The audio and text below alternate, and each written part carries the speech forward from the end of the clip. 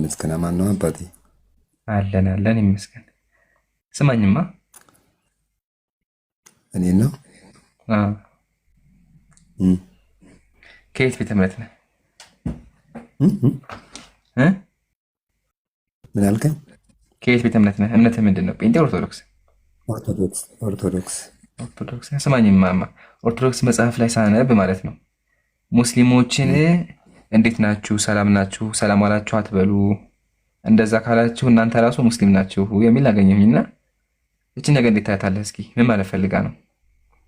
እኔ አይመለከተኝም በዛ ጉዳይ ላይ። እኔ ዝም ብዬ ትምህርቴን እማራለሁ። አቦ የእግዚአብሔር ቃል እኮ ነው ጉራጌ።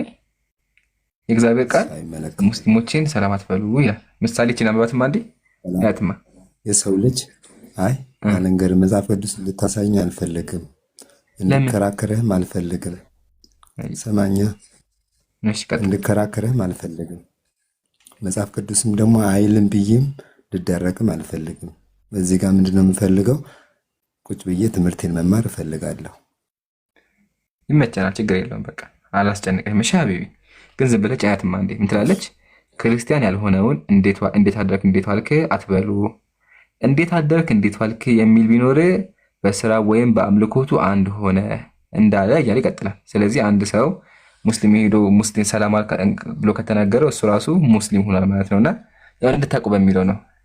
በቃ ጥያቄ ያለ እስልምና ላይ ጉራጌ እደግመዋለሁ። ደህና ነህ? እንዴት ነህ? እዚህ ጋር ደግሞ ምን ይላል? ደህና እንዴት አደርክና እንዴት ዋልክ የሚል ካለ በአምልኮቱ አንድ ሆነ ይላል። ከኔ ጋር አንድ ሆነሃል፣ ሙስሊም ሆነሃል። ስለዚህ ጉራጌ በክርስትናም ገሃነም ነው የሚገባው፣ በእስልምናም ገሃነም ነው የሚገባው። ለምን? አንተ ኦልሬዲ ክርስቲያን ነኝ የምትለው። ስለዚህ ቶሎ ምረጥ። አላህ ሂዳያ ይስጥህ። ምንድን ነው የምመርጠው? አሁን ክርስትና ላይ ከቆየ ገሃነም ነው የሚገባው። ለምን ካልከኝ ኦልሬዲ ሙስሊም ሰላም ብለሃል። አንደኛ ክርስትና ላይ ብቆይ ደግሞ በእስልምና አንግል ደግሞ ገሃነም ነው የሚገባው። ለምን? ክርስቲያን ነህ። ስለዚህ በሙስሊም በክርስቲያን የምትሄድ ገሃነም ነው የሚገባው። ስለዚህ ምርጫ ምንድን ነው? ጥቅልል ብለህ የነቢያትን የኢየሱስ አምላክ እሱን ብቻ አምልክ። የዛን ጊዜ ትድናለህ ኢንሻአላህ። ሰላም ስላልኩኝ ገሃነም የምገባ ከሆነ ምንም ማድረግ አልችልም። ሰላምታይን ደግሞ እግዚአብሔር ነው ያለው። እግዚአብሔር አምላክ እንዴት አደርክ እንዴት ዋልክ የሚል ካለ በአምልኮቱ አንድ ሆነ ይላል። አንተ በአምልኮቴ አንድ ሆነሃል፣ ከኔ ጋር አንድ ሆነ ይታያል። አንተ ከኔ ጋር አንድ እኩል ነህ። በቃ which means አንተ ሙስሊም ነህ በመጽሐፉ መሰረት በለው። እንደዛ ነው። ቀስ በቀስ ግን አሁን ችግሩ አንተ አሁን ክርስትና በቃ ከዚህ በኋላ አባረሃል። አንተ ተባረሃል፣ ሙስሊም ነህ ተብለሃል። ግን ሙስሊም ደግሞ አንተ ክርስትና ስላለህ በስላሴ ስለምታመን ክርስቲያን ካፊር ነህ ይልሃል። ስለዚህ ቶሎ ወስን ጉራጌ ፕሊስ። በህይወት ቀልድ የለም፣ ራስህን ማዳን አለብህ። ሳልማር ታዲያ ሙስሊም ቀጥታ መሆን አለብኝ እንዴ? እሱ ተማር ማሻል ልምኳኮ እሱ ነው። ተማርና ቶሎ ወስን ያልኩህ ለዛ እኮ ነው። ሳትማርማ የለም። ቁርአን ራሱ አምላክ ምን መሰለህ? ፈዕለም አነሁ ላኢላሃ ኢለላህ አለ። ከአላህ ውጭ አምላክ እንዴ ለወቅ ነው መጀመሪያ ማወቅ አለበት። ሳታውቅማ አይሆንም። ትክክል ነህ። ግን ያው በቃ እንድታውቅ የፈለኩት ምንድን ነው አንተ ኦልሬዲ በቃ ከክርስትና ወጥተሃል። ጉራጌ ስማኝማ፣ ተጨማሪ ሁለተኛ፣ እሺ ቅዳሜ ስራ ትሰራለህ? ምን አይነት ስራ አልገባኝም። በቃ ስራ ቢሮ ምናምን ትገባለህ ወይም ስራ ካለህ? ቢሮ? የምን ቢሮ ነው ደግሞ? ከየት መጥተው ነው አንተ? ስራ ምንድን ነው? እሺ እኔ ያው በልቶ አደር ነኝ ባንክ። እሺ በቅዳሜ ቀን ትሰራለህ? ትበላለህ? ትሰራለህ እንዴ? በደንብ እንጂ በደንብ። ግን መጽሐፍ ሳነብ የሚል ነገር አገኘው መሰለህ? በቅዳሜ ቀን የሰራ ካለ ገሃነም ይገባል የሚል አገኘው። ያው እኔም ስለምሰራ ደግሞ ከፈረደብኝ መግባት ነው። ገባ? ስለዚህ ቅዳሜ ቀን ሰራ ተብሎ ገሃነም ልገባ ማለት ነው መሰለህ የተባለው። ቅዳሜ አሉ ቅዳሜ እግዚአብሔር ስራ ሰርቶ ያረፈበት ቀን ነው። ስለዚህ እናንተ ማረፍ አለባችሁ፣ ካላረፋችሁ ገሃነም ትገባላችሁ አሉ እግዚአብሔር ራሱ መጽሐፍ ቅዱስ ላይ። ህጉን ጨርሼ አላውቀውም። ይምራን ላሳየህ። እሺ ይምሩ አንድ የለውም። እሺ አትጥሩ። እሺ ይኸውማ መጽሐፈ ኪዳን መጽሐፍ ቅዱስ ነው። እንደዚህ ይላል፣ የቅዳሜ እረፍት እግዚአብሔር ሁሉን ስራውን የፈጸመባት ፍጥረታትን ፈጥሮ የጨረሰባት ቀን እንደሆነች እወቁ። በዚች ቀን አረፈባት፣ ስራ እንዳይሰራባት አዘዘ። ቀጥሎሳ እርሷ የሕግ ምልክት ናትና በእኔና በእናንተ መካከልም እኔ የምቀድሳችሁ አምላካችሁ እግዚአብሔር እንደሆንኩ ታውቁ ዘንድ ለልጅ ልጆቻችሁ ምልክት ናት። ሰንበትን ቅዳሜን ጠብቁ፣ ለራሳችሁ ንጹሕ አድርጉ። የሻረው ሊሰራበት የመረጠ ይሙት ይላል። በቅዳሜ ቀን ስራ ከሰራህ ትሞታለህ፣ እግዚአብሔር ነው ያለው። አሁን ጥያቄ እንትና እግዚአብሔር ቅዳሜ ቀን ስራ ሰራህ ብሎ ለምንድን ነው ገሃነም የሚከትህ? ምን ነው ያው በቃ መክተት ካለበት ይክተለኝ እንጂ ምን አደርጋለሁ እኔ። ስታዝን ባህል ግን የሙስሊሞች አምላክ ማለት ነው። የሙስሊሞች አምላክ ቁርአን ላይ ምን መሰለህ? የኛ ቅዱስ ቀን ጁምዓ ነው። እሺ ዓርብ ነው የኛ ቀን። እሺ አምላካችን ምን አለ? አውቃለሁ። ፈኢዛ ቁድየት ሰላቱ ፈንተሽሩ ፊል አርድ አለ። አዛን ከተባለ ሂዳችሁ ስገዱ። ሰግዳችሁ ከጨረሳችሁ በኋላ ሁላችሁም ወደ ስራችሁ ሂዱና አላህ የሰጣችሁን ሲሳይ ስሩ። በቃል አያ የሙስሊሞች አምላክ ይሄ ነው። በቃ አምላክህን ታመልካለህ፣ ከዛ ትሰራለህ። እግዚአብሔር ግን ምን አለ? ቅዳሜ ቀን እኔ አርፍ ያለሁኝ አምላክ። አንደኛ አምላክ ጉራጌ አምላክ ያርፋል እንዴ? ስለ መጽሐፍ ቅዱስ ሳትጠይቀኝ ብያለሁ እኮ ይምራል። በቃ ተወሽ፣ አልጠይቅህም ግን ማለት ነው። ስማኝ፣ ሳነበው ምን የሚል ነገር አገኘሁ? እግዚአብሔር የቅዳሜ ቀን አረፈ። ይኸውማ እንደዚህ ይላል። እግዚአብሔር አለ ሰማይና ምድርን በ6 ቀን ስለፈጠረ በሰባተኛው ቀን ከስራው ስላረፈና ስለተነፈሰ ይላል። እግዚአብሔር ቅዳሜ ቀን ስራውን ጨረሰና ኡፍ ብሎ ቅዳሜ ቀን ሙሉ አረፈ ማለት ነው። እና ጥያቄ ጉራጌ፣ አንድ አምላክ እንዴ ብሎ ቅዳሜ ቀን የሚያልፈው? ሁለተኛ ደግሞ ማለት ነው ቅዳሜ ቀን ሰራህ ብሎ ለምንድን ነው ገሃነም የሚከትህ የሚለውን ነገር ምን ትለኛለህ? እንደው እንደ ሐሳብ ስራ ሰርቶ ከደከመ ማረፍ አለበት። ገባ? ግን ያለው እኮ ረፉ ቢል እኮ ችግር አልነበረውም እኮ። ግን ያለው ምንድን ነው? ከሰራችሁ ገሃነም ትገባላችሁ ነው ያለው። ተው እባክህ፣ እንደፈለገ ይበል እባክህ ተው። እግዚአብሔር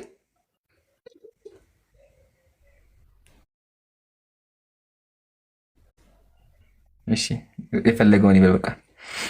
ይገርማል። ግን ሶስተኛ ሰማኝም የመጨረሻ ማለት የመጨረሻ ከዚህ በኋላ አልጠይቅብህም። እሺ ቡና ትጠጣለህ እንዴ? ቡና ትጠጣለህ? ቡና አልጠጣም። ማሻአላ በቃ ተርፈሃል በቡና። ግን በክርስትና ቡና የመጠጣ ካለ የት እንደሚገባ ታውቃለህ? እሺ ቤተሰብ ቡና የመጠጣ ቤተሰብ አለ? አዎ አለኝ። ወይኔ በቃ ንገራቸው። እሺ ገሃነም ይገባሉ ወላሂ። ለምን? ቡና ማለት ከአረብ ሀገር ተጭኖ የመጡ ጣዖት አምልኮ ስም ናቸው። ቡና የጠጣ ካለ ገሃነም ይገባል የሚል አለ። ላውጣልህ እሱንም ወይስ ይበቃል? ላሳይህ እሱንም? ኧረ እኔ መማር ነው የምፈልገው። ይምራን ምን ሆነሃል? በቃ ተወው። በቃ ይሄ በቃ ዋናው ጨርስ። በቃ አሁን እስልምና ጠየቀኝ። በቃ ቀጥል። ጥያቄ ስለምን ላስተምርህ? ስለ እስልምና ነው።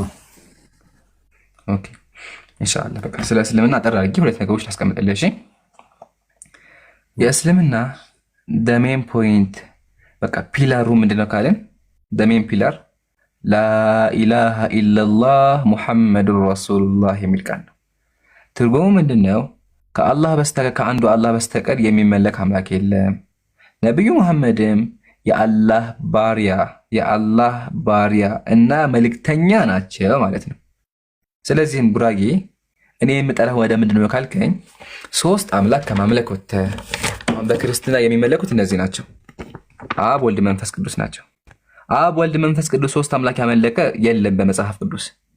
ዘዳግም ምዕራፍ 6 ቁጥር 4 ምንድን ያለው እግዚአብሔር? እስራኤል ሆይ ስማ አምላካችን ያህዌ አንድ ነው አለ። እግዚአብሔር ምን አለ? እኔ አንድ ነኝ አለ። ክርስቲያኖች ደግሞ ምን አለ? እግዚአብሔር 3 ነው አሉ። ስለዚህ የመጠራ ምንድነው ጉራጌ? 3ቱን አምላክ ማምለክ ትተህ የነዚህን አምላክ ማለትም የኢየሱስን አምላክ አንዱን አምላክ ኢየሱስ መጽሐፍ ቅዱስ ላይ አምላኬ ስለው የነበረውን አምላክ እንድታመልክ ነው። ያ ትክክለኛ አምላክ ነው። ይሄ ነው ዋናው። ቀጥሎ ምን ታደርጋለህ? አንድ አምላክ አለ እንዳምን ካመንክ በኋላ ቀጥሎ አላህ ለአንተ መልእክተኛ እንደላከልህ ማመን። እሳቸው ምንድን ናቸው? ነብዩ ሰለላሁ ዐለይሂ ወሰለም። ነብዩ ሰለላሁ ዐለይሂ ወሰለም ሰው ናቸው ነብይም ናቸው፣ የአላህ ባሪያ ናቸው። ስለዚህ አላህ በእሳቸው በኩል ቁርአን እንዳመጣ የተከበሩ ነብይ እንደሆነ ታምናለህ። የዛ ሰዓት ምን ታገኛለህ? የድህነት መንገድ ታገኛለህ። ፓውዝ ነኝ እኔ ነው አይደለም ኢምራን ትሰማለህ? ይሰማል። እሺ የዛን ጊዜ የድህነት መንገድ ታገኛለህ። ነብዩ ሰለላሁ ዐለይሂ ወሰለም ሐዲስ ላይ ምን አሉ? መን ሸሂደ አላ ኢላሃ ኢለላህ ወአነ ሙሐመድን ረሱሉላህ ሳዲቀን ቢቀልቢህ ወነጠቀ ቢሊሳኒህ ደኸለል ጀና ከማ ቃል። ነብዩ ምን አሉ? አንድ ሰው በልቡ አምኖ በምላሱ ላኢላሃ ኢለላህ ሙሐመዱ ረሱሉላህ ካለ ጀነት ገባ አሉ። ስለዚህ እስልምናችን ይሄ ነው፣ ጥሪያችንም ግልጽ ነው። እንደ ክርስትና ሶስትም አንድም ይትዋሃዱ በመለኮት ወይሰለሱ በአካላት ስላሴ ትትደነቅ ትተማም አንድ እንደዚህ ይባል ነገር ምስጢር ይባል ነገር የለም። በቃ አንዱን አምላክ አምልክ ነው። ኢቭን መጽሐፍ ቅዱስ ራሱ ምንድነው ያለው? ተመልከተማ መጽሐፍ ቅዱስ እግዚአብሔር ምንድነው ያለው? እኔ አንድ አምላክ ነኝ አለ። ይኸውማ ከኔ በቀር ሌላ አምላክ የለም አለ። ይኸው እግዚአብሔር ምን አለ? እኔ አምላክ ነኝና ሌላ የለምና አለ እግዚአብሔር። እግዚአብሔር ማለት ትንቢተ ኢሳይያስ እኔ አምላክ ነኝ ሌላ የለም አለ። ሌላ አምላክ የለም አለ። ቀጥሎ እግዚአብሔር እርሱን የሚመስለው ማን ነው አለ። ያው እሱ ግን ብቻውን ነው፣ እርሱን የሚመስለው ማን ነው? ብቻውን ነው አለ እግዚአብሔር። እነሱ ሰማ ያደረጉ እግዚአብሔር እኮ ብቻውን አይደለም፣ ከጎኑ ሌሎች ሰዎች አሉ። እግዚአብሔር ብቻውን አይደለም፣ ማን አለ? ወልድ አለ፣ መንፈስ ቅዱስ አለ አሉ። ያው ብቻውን አይደለም፣ የሚመስለው ማን ነው አለ። እግዚአብሔርን የሚመስለው የለም አይደለ? እነሱ ግን የሚመስለው አለ። ይሄኛው እግዚአብሔር ይሄኛውን ይመስላል፣ ይሄኛው ደግሞ ይሄኛውን ይመስላል ብሎ ያምናሉ። አንደኛ። ሁለተኛ ደግሞ እግዚአብሔር ምን አለ መጽሐፍ ቅዱስ ላይ? እኔ ብቻዬን እንደሆንኩኝ ከእኔ በቀር አምላክ እንደሌለ እዩ አለ። እኔ አድናለሁ፣ እኔ እገላለሁኝ፣ ሰማያትን ለብቻዬ ዘርግቻለሁኝ አለ። ምን አለ? ሰማያትን ለብቻዬ ዘርግቻለሁ አለ። ታዲያ ክርስቲያኖች ማለት ነው፣ ክርስቲያኖች መጥተው ምን አሉ? አይደለም ስላሴዎች ናቸው ዓለምን የፈጠሩት። ይሄን ቃል አዳምጡም አንዴ። የፈጠሩት አሉ። ተመልከቱ። ይሄ መጽሐፍ ሰይፈ ሥላሴ ነው። ምን ይላል? ስሉስ ቅዱስ የአዳምና የሔዋን ፈጣሪዎቻቸው ይላል። ፈጣሪዎቻቸው እግዚአብሔር ምንድን ያለው? ብቻዬን ፈጥሬያለሁ አለ። ክርስቲያኖች ምን ያሉ? ፈጣሪዎቻቸው። ነዑዙ ቢላህ ሶስት ፈጣሪዎች አለ አሉ። ይሄ ደግሞ ምንድን ነው? ይሄ ጥመት ነው። መጽሐፍ ቅዱስ የሚናገረው መካድ ነውና የአምላክን ጥሪ ደግሜ አቀርብልሃለሁ። አምላክ ምን ያለ ቁርአን ተመከት ያ አህለል ኪታብ አለ። አንተ ነው እሺ፣ ጉራጌ አዳምጥ። አምላክ ምን አለ? እናንተ የመጽሐፉ ሰዎች ሆይ በሃይማኖታችሁ ላይ ወሰን አትለፉ፣ በአላህ ላይ እውነትን እንጂ አትናገሩ። አምላክ ላይ አትዋሹ። ምሳሌ ቅድም አምላክ አረፈ ያልኩት ነገር አትዋሹ። አምላክ ላይ አምላክ አያርፍም።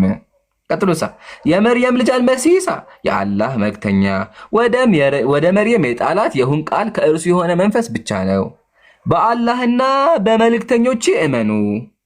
አማልክት ሶስት ናቸው አትበሉ።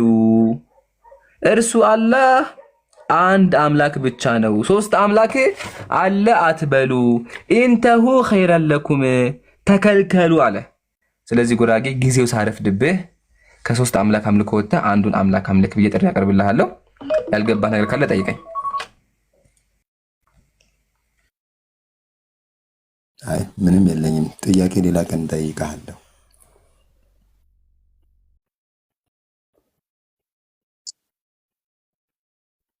እሺ ጀዛከላ ችግር የለም። ፓውዝ የሚሆን ካል አውርዱ። እሺ ፓውዝ የሚሆን ሪፖርት ያደርጋሉ። እሺ ጉራጌ ተመለሰልህ? ሳታወርዱኝ ጥያቄ ጠይቅ። ይቅርታ ቆይ ረጋ በል፣ ተራህን ጠብቅ ወገናችን። እሺ ፕሊስ ክርስቲያኖች ማለት ነው እንደው ቢያንስ ከሙስሊሞች አደብ ተማሩ። እሺ ምሳሌ እኔ ሳወራ ዩቲ አታወራ፣ ኡስታዝ ጀማል አያወራም፣ በተራ ነው የምናወራው። ስለዚህ ፕሊስ እኛ ቤት ስገቡ ቢያንስ እንደ ሰው እንሆን። ሰው ሰራ መሀል አትግቡ። ተራህን ጠብቅ። እሺ ጉራጌ ተመልሶልሃል? አዎ ማሻአላህ አለይክ። አላህ ሂዳያ ይስጥህ። በደንብ አንብብ። አሁን ጉራጌ ቃል በቃል እናውራና ከዛ ይበቃናል።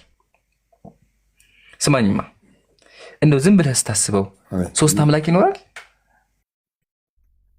እንዴት ሶስት ፈጣሪ ሊኖር ይችላል? እንደው ስታስበው ሶስት አምላክ እንዴት አእምሮ የሚቀበለው ሶስት አምላክ ማምለክ? ፈጣሪ አንድ ነው መቼም።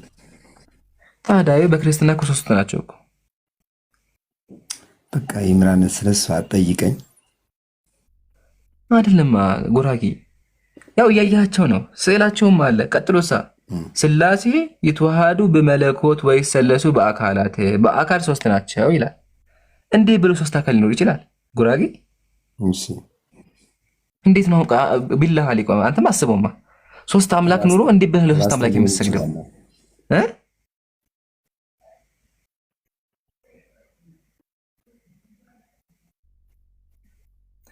ምን አልከኝ? ተባስቶ ሊሆን ይችላል እንዴ 3 ሊሆን ቻለ ስትለኝ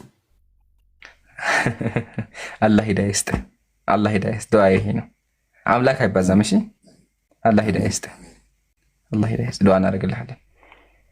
እሺ ሁለተኛ ፖይንት ኢየሱስን ታመልከዋለህ?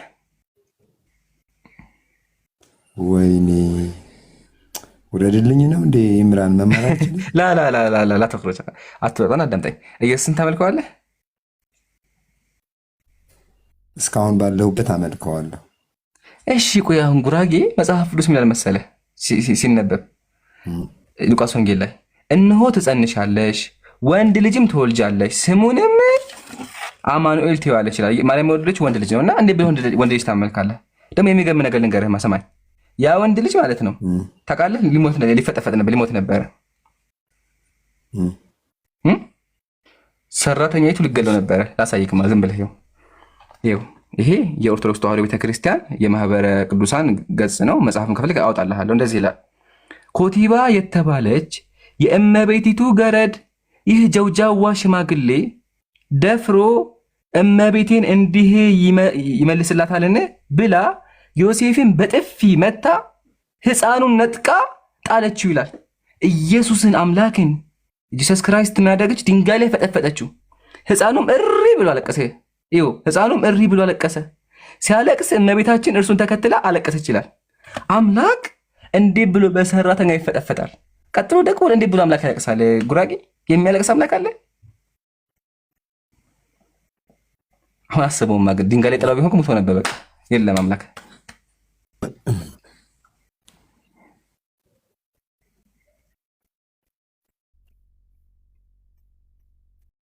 ምን ተሻለ?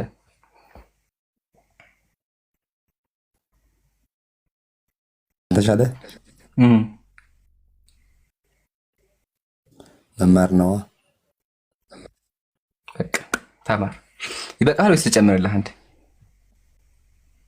ኧረ በቃኝ እኔ ዝም ብዬ ልማርበት። ኧረ ኢምራን ተወኝ።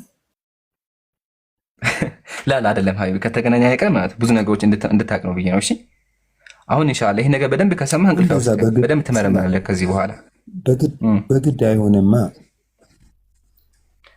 እሱማ ትክክል ፈቃደኛ ነው። በያዴ ልጠይቅህ ኢምራን ቆይ አሊፍ ፕሊስ ሚውት አድርግ። ታሰናብተውና ትቀጥላለህ። ደግመህ ካወራህ ትወርዳለህ። እሺ ወገናችን ተራህን ጠብቅ። ጉራጌ በቃ ይበቃሃል። ተማር። ያው እስልምና በደንብ አስረድቻለሁ ብዬ አስባለሁ። ኢንሻአላህ አላህ ሂዳያ ይስጥህ። እሺ በርታ። አሜን። ግን ከፈቀድክልኝ አንድ ነገር ብቻ ላወራህ እፈልጋለሁ። በቃ ከዚህ በላይ አላስጨንቅህም። አንድ ነገር ብቻ ጉራጌ፣ ክርስትና ላይ ምን ብታገኝ ነው ከክርስትና የምትወጣው? ክርስትና ቆሸት የምትል ምን ካገኘህ ነው ክርስትና ላይ? ክርስትና ላይ ምን ብታገኝ ነው ክርስትና ውሸት ነው የምትለው? በቃ የምትዘጋው ክርስትና ውሸት በ100% የምትዘጋው። ምን አልክ? አይሰማም? አሁን ይሰማል። ክርስትና ላይ ምን ብታገኝ ነው ክርስትና ውሸት ነው ብለህ በ4 ነጥብ የምትዘጋው? በቃ ያገኘሁበት ነገር ካለ በልብ ያለ ገባ። አሁን እዚህ ጋር እንደዛ ወይም ደግሞ የማይሆን ነገር አንብቤ ያለው ወይም ደግሞ የማይመስል ነገር አይቻለሁ ልልህ አልፈልግም። ገባ? አሁን ምን ብትሄድ አሁን እንግዲህ ላስመርጥህ ይመስላል። ላስመርጥህ አንደኛ ፍጡር የሚመለክበት ከሆነ አንደኛ፣ ሁለተኛ አምላኩ ትክክለኛ አምላክ ካልሆነ፣ ሶስተኛ መጽሐፉ የውሸት መጽሐፍ ከሆነ፣ አራተኛ አምላኩ ራሱ ጨካኝ አምላክ ከሆነ። እነዚህ አሉ። ከነዚህ የትኛው ከተገኘ ትወጣለህ ከክርስትና? የዛኔ ስወጣ እነግርሃለሁ። በቃ ይመችህ። ለማንኛውም ግን አራቱም ነገር ክርስትና ላይ አለ። ክርስቲያኖች ኢየሱስን ያመልካሉ። ኢየሱስ ፍጡር ነው። ክርስቲያኖች ስላሴ ያመልካሉ። ስላሴ 3 ናቸው። ያው 3 ናቸው። ስዕላቸው ራሱ ስዕለ አድኖ አለኝ እኔ ያው ገዝቼዋለሁ አለ። እነዚህን ያመልካሉ። አምላክ መጽሐፈ ሳሙኤል ምዕራፍ 15 ላይ ሰዎችን ህፃናትን አስገድለዋል። መዝሙረ ዳዊት ላይ ደግሞ ህፃናትን ድንጋይ ላይ ፈጥፍጠዋል። ስለዚህ እኔ ልቀበል አልችልም። እኔ በቃ በደንብ አድርገህ እውነትን ፈልግ፣ አላህ እውነት ይስጥሽ፣ ዱዓ እናደርግልሃለን እኮ። አዎ ልማርበት አልኩት። በቃ እሱ ነው። ከዚህ በኋላ ይሄ ቤትህ ነው። በፈለክበት ሰዓት እየመጣ ጠይቅ፣ ዱዓ እናደርግልሃለን። አይ ቲንክ ብዙ ነገሮች ስለ ክርስትናም ስለ እስልምና አይተሃል ብዬ አስባለሁ። ዋናው ግን አሁን በደንብ አድርገህ አስብበት። እሺ አስበህ ወሰን። ውሳኔህን ደግሞ መታሳውቀን። እሺ መልካም ምሽት ይሆናልሽ። እሺ ኡስታዝ ጀማል ካላችሁ አንድ ሰው ብቻ አስገቡ፣ አንድ ክርስቲያን ብቻ አስገቡልኝ። አሊፍ ሰላም ብያለሁ። ዱዓ አድርጉለት ያ ጀማ፣ ሁላችሁም ኮሚቴ ዱዓ አድርጉለት፣ አላህ ሂዳያ ይስጠው። እሺ አሊፍ ይሰማሃል? ልትወርድ ነው? እሺ ልቀጥል? እሺ ሰላም ብያለሁ ወገናችን። እሺ ወንድሜ እንዴት ነህ? አለሁ አልሐምዱሊላህ። ከየት ቤተ እምነት ነህ? ኦርቶዶክስ ነኝ። ኧረ ወይኔ አንተ ስማኝማ፣ አሁን ሰላም ነህ አይደል? ብቻ ነበር እችላለሁ መጠየቅ። አይ ችግር የለውም ጠይቃለህ። ግን ስማኝማ፣ አሁን ሰላም ነህ አይደል? ጆሮዬ ነው ወይስ ሰላም ብለኸኛል? መጠየቅ የምትችል ብቻ ከሆነ ልጠይቅ። ችግር የለውም ትጠይቃለህ። ግን ደንግጬ እኮ ነው። ለመሳይ ደንግጥ አሊፍ ስገባ ሰላም አልከኝ። እኔ ደግሞ የክርስትና መጽሐፍ ሳነብ አንድ ሰው ሰላም መመለስ እኔ ስለ ቁርአን ልጠይቅ ነው የገባሁት። አባቴ ልታስረዳኝ ትችላለህ? ስለ ቁርአን ጥያቄ ትጠይቃለህ። ግን አንዴ ብቻ ላውራ ፍቀድልኝ። እሺ ፍቀድልኝ፣ ትቀጥላለህ። አሁን አንተ ሰላም አልከኝ። ጥያቄ መጠየቅ ትችላለህ ወይ? ቆይ አዳምጣ። አንድ አይነት ጥያቄ ብሎንም ሰው መጠየቅ የለብህም እኮ። አይ አይደለም፣ ቢሆንም መነሳት አለበት። አሁን አንተ ሰላም ብለኸኛል። በክርስትና መጽሐፍ መሰረት ደግሞ ክርስቲያን ያልሆነ እንዴት አደረክ እንዴት ዋልክ የሚል ካለ ስለ ቁርአን መመለስ ማስተማር ትችላለህ? እሺ ትጠይቃለህ። አንዴ ላንብበው። ይሄን ላንብበው አንዴ። እሺ ላንብበው ትፈልጋለህ? የክርስቲያን ሰዎች እሺ አንዴ ላንብበው። ይሄንን ይኸውልህ ሌሎችን ሰዎች ማስተማር ትፈልጋለህ ወይ ያልኩት። አይ ያ ጀማ እንዲነበብ ፈቃደኛ አይደለም። ግን እናንተ ይሁት። እሺ ያው አንድ ክርስቲያን ሙስሊምን ሰላም ካለ እሱ ራሱ ሙስሊም ሆኗል፣ ከክርስትና ይወጣል። እና አሊፍ ያው ቢከብድህም ከክርስትና ወጥተሃል። ለምን? እኔ ሰላም ብለኸኛል። ይሄ መጽሐፍህ ነው። በቃ አሁን ጥያቄህን አቅርብ።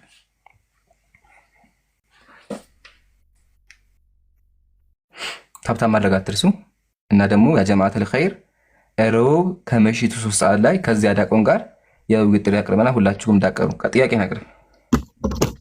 ኦኬ ሁለቱንም እያነበብኩ ነበረ። ኢምራን ቁርአን በቅርብ ጊዜ ነው የጀመርኩትና እያነበብኩ ነበረ። ማሻአላህ አላህ ሂዳያ ይስጥህ። ይሰማል አይደል? ድምጼ በደንብ ይሰማል። እና ግን አሁን ከቁርአን ከመጽሐፍ ቅዱስ ላይ ያሉት የተሰፈሩት ታሪኮች በተመሳሳይ ሁኔታ ቁርአን ላይ ሰፍረው እያገኘኋቸው ነው እና በጣም ግራ ስለተጋባው ነው መጠየቅ የፈለግኩት። እንዴት አንደኛ ነቢያት ራሱ እዛ ላይ ያሉት ነቢያት በተወሰነ መልኩ እዚህም ላይ ሰፍረዋል። ኢየሱስም ነብዩ ኢሳ ተብሎ ሰፍሯል። ያው ማርያምም መርየም ተብላ፣ ነብዩ ዮናስም ዮኑስ ተብሎ በቃ በተለያየ ስም የሆነች ስም ተቀይረው ሰፍረዋልና እንዴት እንደዛ ሊሆን ቻለ? በመጽሐፍ ቅዱስ ላይ የተነገሩ ለምሳሌ ከኔ በቀር ሌላ አምላክ አታምልክ ተብሎ የተጻፈው እዚህም ጋር እንደዛ አይነት ነገር አለ። ቢጤ የለውም አላህ ምናምን የሚል በቃ አለ አይደል? ተመሳሳይ ቃላታቸው ትንሽ ተለያይቶ ግን የሚሰጡት ትርጉም ተመሳሳይ ነው። ታምራትም እንደዚሁ ኢየሱስ ክርስቶስ በእኛ ብዙ ታምራትን ሰርቷል ብለን እናምናለን እና እዚህም ጋር እንደዛ አይነት ነገሮች አሉ እና እንዴት እንደዛ ሊሆን ቻለ? እንደገና ደግሞ ለነብዩ መሐመድ አሳጥረውላ ልመልስልህ እንዳይረዝም ማለት ነው። አጠራገት ጥያቄ እንትኑን አበዛሁት እንጂ ጥያቄው አንድ አይነት ነው። በነገራችን ላይ ለመዘዘር ብዬ ነው እንጂ አንድ አይነት ነው የጠየቁት። ጥያቄ ብዙ አይደለም። ሁለተኛው ልጠይቅ ለነብዩ መሐመድ ቁርአን ሲወርድ አሊፍ ይሄን ልመልስና ትጠይቃለሽ። በተራ ሰው እንዳይወዛገብ ይሄን ልመልስና ትጠይቃለህ። አሁን የታገር ደግሞ አዳምጠኝ እሺ። ተባረክ። አንደኛ ቁርአንና መጽሐፍ ቅዱስ ይመሳሰላሉ። ስለዚህ ቁርአን ኮርጆ ነው እንደሚል ነገር ነው ሐሳቡ ሲሰበሰብ ማለት ነው። መጀመሪያ ማወቅ ያለብህ ነገር አብርሃም፣ ነብዩ ሙሴ እኛም ጋር እናንተም ጋር አሉ ማለት አንድ አይነት ናቸው ማለት አይደለም። በጣም ይለያያሉ። መጽሐፍ ቅዱስ እነሱ ላይ ስለዋሸ እሱን በኋላ አሳይካለሁ ኢንሻአላህ። ሙስሊሞች ምን እናምናለን መሰለህ? ይሄ መጽሐፍ ከመሰራቱ በፊት እናንተ ይሄን መጽሐፍ ቅዱስ ከማለታችሁ በፊት ትክክለኛ መጽሐፍ ነበረ። የሙሳ አለይሂ ሰላም መጽሐፍ ነበር። ያ መጽሐፍ ደግሞ ብርሃን ነው። ተመልከት፣ አምላካችን ቁርአን ላይ ምን አለ? ኢና አንዘልነት ተውራት አለ። እኛ ተውራትን በውስጧ መመሪያና ብርሃን ያለባት ስትሆን አውረድና። ስለዚህ አምላካችን ብርሃን የሆነ መጽሐፍ አውርዶ ነበረ። ይሄ ብርሃን የሆነ መጽሐፍ ምን ሆነ? ሊቃውንቶች በርዘውት አቃጥለውት፣ ይሄውማ እንደዚህ አድርገውት ማለት ነው። በዚህ መንገድ አቃጥለውት አሁን እናንተ ጋር ደረሰ። እናንተ ደግሞ የአምላክ አባችሁ ወሰዳችሁት ማለት ነው። በዚህ መንገድ እናንተ ጋር አለ። አሁን ይኸው በዚህ መንገድ እናንተ ጋር አለ። ይሄ ነው አያ፣ በዚህ መንገድ እናንተ ጋር አለ። ስለዚህ እናንተ ማጋችሁ ከትክክለኛው መጽሐፍ ይሄን መጽሐፍ አወጣችሁ። ለዛ ነው አልፎ አልፎ ምን የሚል ታገኛለህ? ምሳሌ ስለ አብርሃም አለ፣ ስለ ሙሴ አለ። ግን አለ ማለት ደግሞ አንድ አይነት ናቸው ማለት አይደለም። ላሳይክ ምሳሌ ቁርአን ላይ አምላካችን ምን አለ? እሺ ወጀዐልናሁም አኢማ ነቢያቶቼ በትእዛዛችን ወደ በጎ ስራ የሚመሩ መሪዎች አደረጋቸው። ነቢያት በእስልምና ወደ ጥሩ ነገር የሚመሩ ናቸው። ወደ እነርሱም መልካም ስራዎችን መስራት፣ ሰላትን መስገድ፣ ዘካን መስጠት አስወደድን፣ ለእኛም ተገዢዎች ነበሩ አለ። የሙስሊሞች ነቢያት እና አብርሃም እነ ዳዊት ምንድን ናቸው? ጥሩ ሰዎች ነበሩ፣ ጥሩ ነገር ያዛሉ። ግን ወደ መጽሐፍ ቅዱሶቹ ስንመጣ ማለት ነው ገና ከመጀመሪያው ስንጀምር ልጆቻቸው ጋር የሚተኙ ሰክረው ራቁታቸውን የሚሆኑ ሰው ተመልከት። እንደዚህ ኦሪት ዘፍጥረት ላይ ኖህ ገበሬ መሆን ጀመረ፣ ወይን ተከለ፣ ከወይን ጠጅ ጠጣና ሰከረ፣ በድንኳኑም ውስጥ ራቁቱን ሆነ ይልሃል። ነብዩ ኖህ ምን አደረገ? ሰክሮ ራቁቱን ሆነ ይልሃል መጽሐፍ ቅዱስ። አያ ይሰክር ነበረ። በእስልምና አምላካችን ይላል እነሱ ጥሩ ሰዎች ናቸው፣ ወጀዐልናሁም አኢማ መሪዎች ናቸው አለ። ምሳሌ ዳዊት አንድ ሚስት ለማግባት ብሎ 200 የወንድ ብልት ቆረጠ። ተመልከት። ዳዊትም መጽሐፍ ቅዱስ ነው። እሺ ዳዊትም ባለሙ አብረውት የነበሩ ሰዎች ሄደው 200 ፍልስጤማውያንን ገደሉ። ለንጉሱ አማች ይወት ዘንድ ሸለፈታቸውን ብልታቸውን ማለት ቆርጦ በቁጥራቸው ልክ ለንጉሱ አቀረበ። ከዚያም ልጁን ሚልኮን ዳረለት ይላል። ያንተ ነብይ ዳዊት ምን አደረገ? ብልት ቆርጦ ሚስት አገባ ይላል። ምሳሌ ደግሞ ምን አደረገ? ሰዎችን ይገል ነበረ። ያውማ በውስጧም የነበሩትን ህዝብ አውጥቶ በመጋዝ ተረተራቸው፣ በመጥረቢያ ቆረጣቸው። ሰዎችን በመጋዝ ተረተር ነበር። አያ የመጽሐፍ ቅዱስ ነቢያት ሰዎችን በመጋዝ ትርትር ያደርጋሉ። ሰዎችን ቆዳቸውን ይገፋሉ። አውዙ ቢላህ። የኛ ነቢያትሳ እንደዛ ነገር ጭራሹ ነው አያደርጉም። ለዛ ነው መጽሐፍ ቅዱስ ትክክለኛውን ታሪክ ቀይሮ በርዞ አመጣ የምንለው። ስለዚህ ፖይንቱ ምንድነው? መጀመሪያ ትክክለኛ መጽሐፍ ነበር። ከዛ ከትክክለኛ መጽሐፍ ቄሶቹና አይሁዳውያን መጽሐፉን በርዘው ነቢያትን ተሳደቡ፣ አምላክን ተሳደቡ። ምሳሌ ኢየሱስ በእስልምና ምን አለ?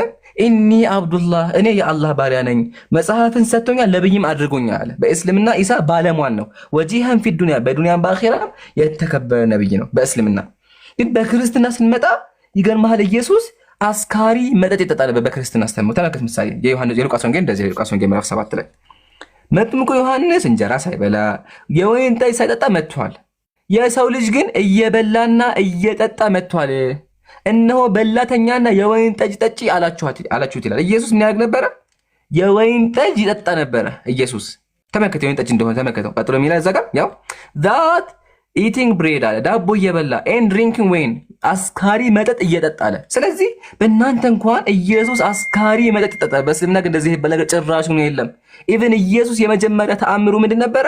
አስካሪ መጠጥ መስራት ነበረ። ግን በእስልምና እንደዚህ ይባል ነገር ጭራሽ ነው የለም። ስለዚህ ምን እንላለን ሙስሊሞች? መጀመሪያ ትክክለኛ መጽሐፍ ነበር። ያንን ትክክለኛ መጽሐፍ በርዛችሁ ነቢያትን ተሳድባችኋል ብለን እናገራለን። አሁን ግልጽ ይሆናል ይመስለኛል። አንድ ድል አለ ካልገባ። እሺ ሌላ ሁለተኛ ጥያቄ ልጠይቅ። የጀመርኩትን ጠይቅ ይቻላል። ነብዩ መሐመድ እንግዲህ የመጀመሪያው ሙስሊም ናቸው ተብሎ ይታመናል። እሳቸውም ተናግረዋል። አይደሉም። የመጀመሪያው ሙስሊም አይደለም። ሱረቱል አንዓም 6:163 ላይ እኔም የመጀመሪያው ሙስሊም ነኝ ብለው ራሳቸው ተናግረዋል። ግን መሀል እዛ ቁርአን ላይ ሙሳ ደግሞ ምን አለ? እኔ የሙስሊሞች መጀመሪያ ነኝ አለ ሙሳ። ስለዚህ ሙሳ ወይስ ነብዩ የትኛው የመጀመሪያ ሙስሊም? እንግዲህ በእስልምና ነብዩ መሐመድ ናቸው ቁርአንን እንደተቀበሉ። እንደዛ ከሆነ ምሳሌ ይሄን ሱረቱል አዕራፍ እንደዚህ ይላል። ሱረቱል አዕራፍ ቁርአን ላይ ሙሳ እንደዚህ አለ፣ ወደ አንተ ተመለስኩኝ እኔም በወቅቱ የምእመናን መጀመሪያ ነኝ አለ። በወቅቱ የሚለው ማብራሪያ ነው። ምን አለ? እኔ የምእመናን መጀመሪያ የሙስሊሞች መጀመሪያ ነኝ አለ።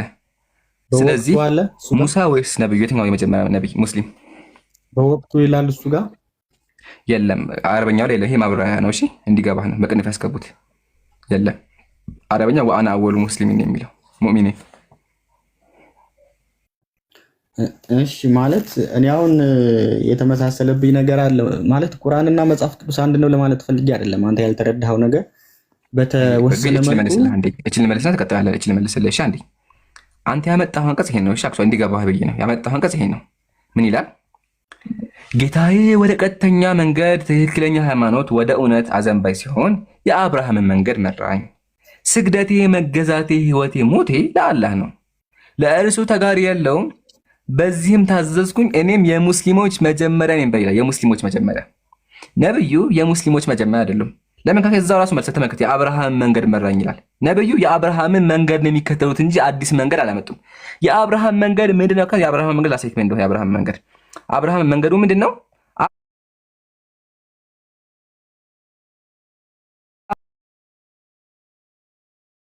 አብርሃም ራሱ ሙስሊም ነበር። ነብዩ ሰለላሁ ዐለይሂ ወሰለም ደግሞ የአብርሃም ተከታይ ናቸው። ታዲያ ቁርአኑ የመጀመሪያ ሙስሊም ሲል ምን ማለት ፈልጎ ነው ካልከኝ፣ በነብዩ ዘመን ከተላኩት ማህበረሰብ አንጻር በአላህ መጀመሪያ ያመኑት ነብዩ ናቸው። ከተላኩበት ማህበረሰብ አንጻር በዛ ማህበረሰብ ሙስሊም አልነበረም። አሁን በወረደው ሸሪዓ የሚታዳ አልነበረም። ስለዚህ ነብዩ ሰለላሁ ዐለይሂ ወሰለም መጀመሪያ አምነው ከዛ ደግሞ ሰዎችን እንዲያምኑ አደረጉ ማለት ነው። ተመልከት፣ ማስረጃ አቅርብልህ። ሙስሐፉ ትቢያን መጽሐፍ ነው እንደዚህ ይላል። አልሙራድ የተፈለገው እኮ ሚን አህሊ መካ ከተላኩበት ማህበረሰብ ነው። ሊአነሁ አወል ሙስሊሚና ሚንሁ ነብዩ ከተላኩበት ማህበረሰብ የመጀመሪያ ሙስሊም ናቸው አለ። ስለዚህ አንጻራዊ ነው። ኢቭን ሙሴ ራሱ እኔ የሙስሊሞች መጀመሪያ ነኝ ብሏል። ግን ከተላከበት ማህበረሰብ አንጻር ማለት ነው እንጂ የመጀመሪያ ሙስሊም በአጠቃላይ ደረጃ አደም አለይሂ ሰላም ነው።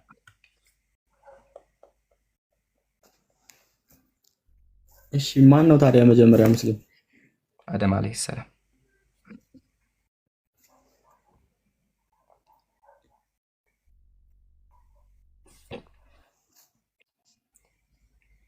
ተመለሰልህ? እነሱ ለመሆናቸው ማስረጃው ምንድን ነው? ቁርአን። እሺ ሌላ ጥያቄ ልጠይቅ። እንግዲህ ከክርስቶስ ልደት 610 ዓመት በፊት ነው ቁርአን የወረደውና ራሱን ለምን አልቻለም? ለምን ከመጽሐፍ ቅዱስ ላይ ያሉትን ነቢያትን ኢብራሂምን እነሱን ኢሳን ወደዚህ ማምጣቱ ለምን አስፈለገ? የተኮረጀ አያስብልም ወይ? እንደገና ደግሞ ለነብዩ መሐመድ በመላኩ ጅብሪል አማካይነት ቁርአን ሲወርድ ወረደልኝ አሉ እንጂ ሌላ አብሯቸው ያየ ሰው የለም። እናንተ ያው የምትጠቅሱት መላኩ ገብርኤል ወይም ሚካኤል ልትሉ ትችላላችሁ። ግን ከነቢያት አሁን ለምሳሌ ጌታ ኢየሱስ ክርስቶስ በነበረ ጊዜ አብሮት የነበሩ ነቢያቶች አሉ ተብሎ ይታመናል። እናንተ ኢየሱስን እንደ አምላክ ባትቆጥሩም ግን እኛ መጀመሪያ ኢየሱስ አምላክ ነው ብለን እናምናለን። ግን መጀመሪያ ኢየሱስ ሲረገዝ ማለት ነው። አንድ አዳምጠኛ። መጀመሪያ ኢየሱስ ሲረገዝ ያየ ሰው አለ? መልአኩ ገብርኤል መጥቶ ወደ ማርያም እንድንግባባ ማለት ነው። እንድንግባባ እሺ፣ ፕሊስ ተቆርጠኝ። እሺ እንግባባ። የሉቃስ ወንጌል ላይ መልአኩ ገብርኤል መጥቶ ማርያምን ሲያበስራት ያየ ሰው አለ?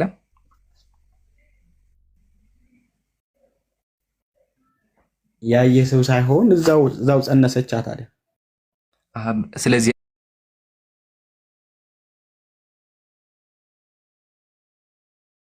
የጸነሰ ሰይጣን ቢሆን በምን እናውቃለን? ገብርኤል እንደሆነ ያየ ምስክር አለ?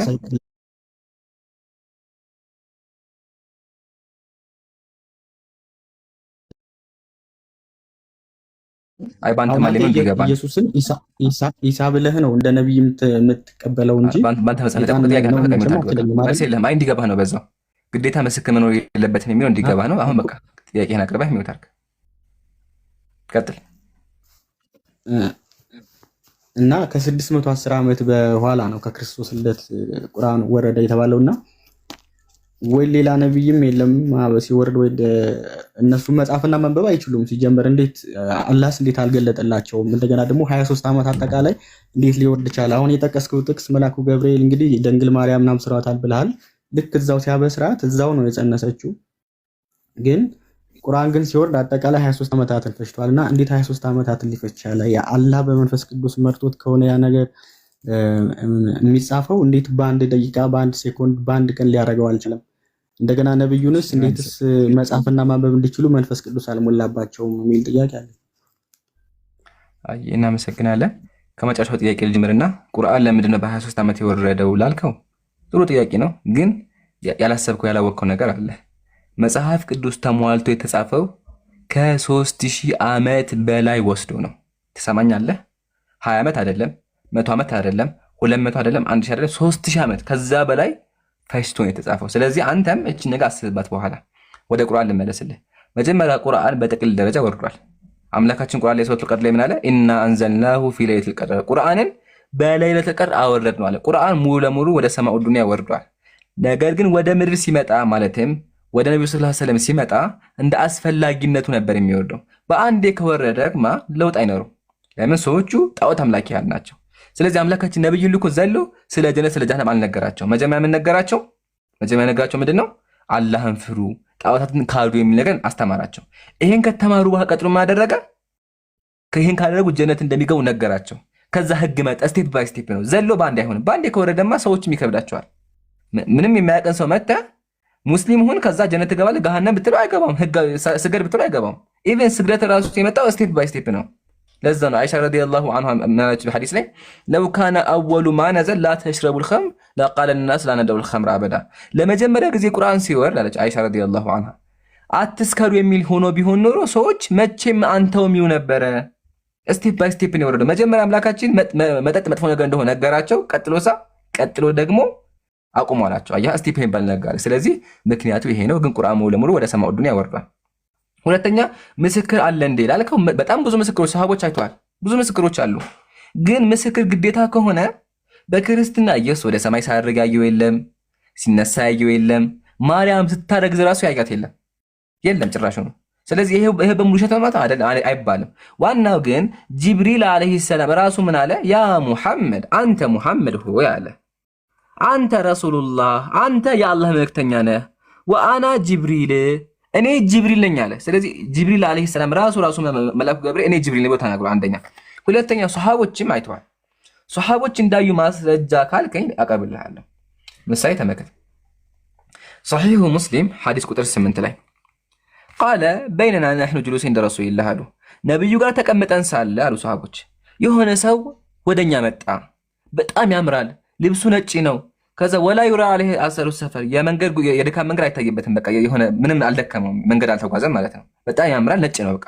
ከዛ ቃለ ፈአስነደ ሩክበተሁ አላ ሩክበቲሂ መጥቶ ይሄ መቀመጫውን ወይም ደግሞ እግሩን በነብዩ በኩል አደረገና ምን አለ? ያ ሙሐመድ አንተ ሙሐመድ ሆይ እሺ ምን አለ? ማህየ አኽቢርኒ አን ልእስላም ስለ እስልምና ንገረኝ አላቸው፣ አስተማራቸው። ከዛ ነብዩ ሰለላሁ ዐለይሂ ወሰለም ምን አሉ? አላሁ ወረሱሉሁ አለም። ቀጥሎ ይሄን ከተናገሩ በኋላ ዑመር አሉት፣ ዑመር ማን እንደሆነ ታውቃለህ እንዴ አሁን የመጣው ብሎ ጠየቁ። ዑመር አላቅም ግራ ገብቶኛል አላቸው። ነብያችን ምን አሉ? ሃዛ ጅብሪል ይሄ እኮ ገብርኤል ነው። አታኩም ዩዓሊሙኩም ዲነኩም ዲናችሁን ሊያስተምራችሁ የመጣው መልአኩ ገብርኤል ነው አሉ። ስለዚህ መልአኩ ገብርኤል በሰው አምሳል ተገልጦ ሱሐቦች አይተውታል፣ አስተምረውታል። ያ ሰሒሁ ሙስሊም ሐዲስ ቁጥር 8 ላይ ያለልህ። ዋናው ግን ግዴታም አይደለም፣ ግን ሱሐቦችም አይተዋል። ለነበረን ቆይታ እናመሰግናለን። አሊፍ ያው እድል ስላለቀ ሌላ ጊዜ መተህ ደግሞ መጠየቅ ትችላለህ። እሺ አንድ የመጨረሻ አንድ ብቻ ልጠይቅህ። በቃ ለአንተ ልፍቀድልህ። ቀጥል። አንድ ጥያቄ ብቻ ነች። ቀጥል። አጠረጋ አቅርብ። ሱረቱል ጣሃ 20:12 ላይ እኔ ጌታህ ነኝ መጫሚያዎችህንም አውልቅ አንተ በተቀደሰው ሸለቆ በጧ ወይም በሲና ነህና የሚል አለ ቁርአን ላይና በተመሳሳይ መልኩ በእኛም ሙሴ ጫማህን አውልቅ የተቀደሰች ተራራ ወይ የቆምክባት መሬት የተቀደሰች መሬት ናትና የሚል ተመሳሳይ ቃላቶች ናቸውና እንትናቸው አንድ ነው። የሚሰጡት መልእክት ወደታች ወረድ ብሎ አምላክ እኔ ነኝ እዚህ ጋም እሱ አላህ እሱ ብቻ አምላክ እንደሆነ እንዲሰግድ ያዘዋል። እዚህም ጋር ተመሳሳይ ነውና ይሄ ነገር ተመሳሰለብኝና በጣም ግራ ተጋብቼ። እሺ ልመልስልህ። አንደኛ አይመሳሰልም። ለምን ቁርአን ላይ ምንድን ነው ያለው አምላካችን? ኢነኒ አነላህ እኔ አላህ ነኝ ነው ያለው። ለሙሳ እኔ አላህ ነኝ ነው ያለው። በእናንተ ሳ ምንድን ነው ያለው? ኢህ አሸር ነው ያለው። ኢህ አሸር እኔ ነኝ ያለው። አንደኛ አይገናኝም። ለዛ ነው እናንተ የአምላክን ስም አታውቁም የምንለው። እናንተ መጽሐፍ ላይ አምላክ ስም አይታወቅም። በእኛ ግን አላህ ምን አለ? ኢነኒ አነላህ እኔ አላህ ነኝ ያለ። አንደኛ ይሄን ካወቅን እንደሚላይ ከገባ። ሁለተኛ ለምን ግን ሙሳ ይባል ነገር አለ? ቅድም ገልጬልሃለሁ። ይሄ መጽሐፍ ቅዱስ የሚባለው መጽሐፍ መሰረቱ ትክክል ነበረ። መሰረቱ የትክክለኛ መጽሐፍ ነበረ። ግን የትክክለኛ መጽሐፍ የተበረዘ ውጤት ነው ካልከኝ ምንድን ነው? መጀመሪያ አምላክ ትክክለኛ መጽሐፍ አውርዶ ነበረ።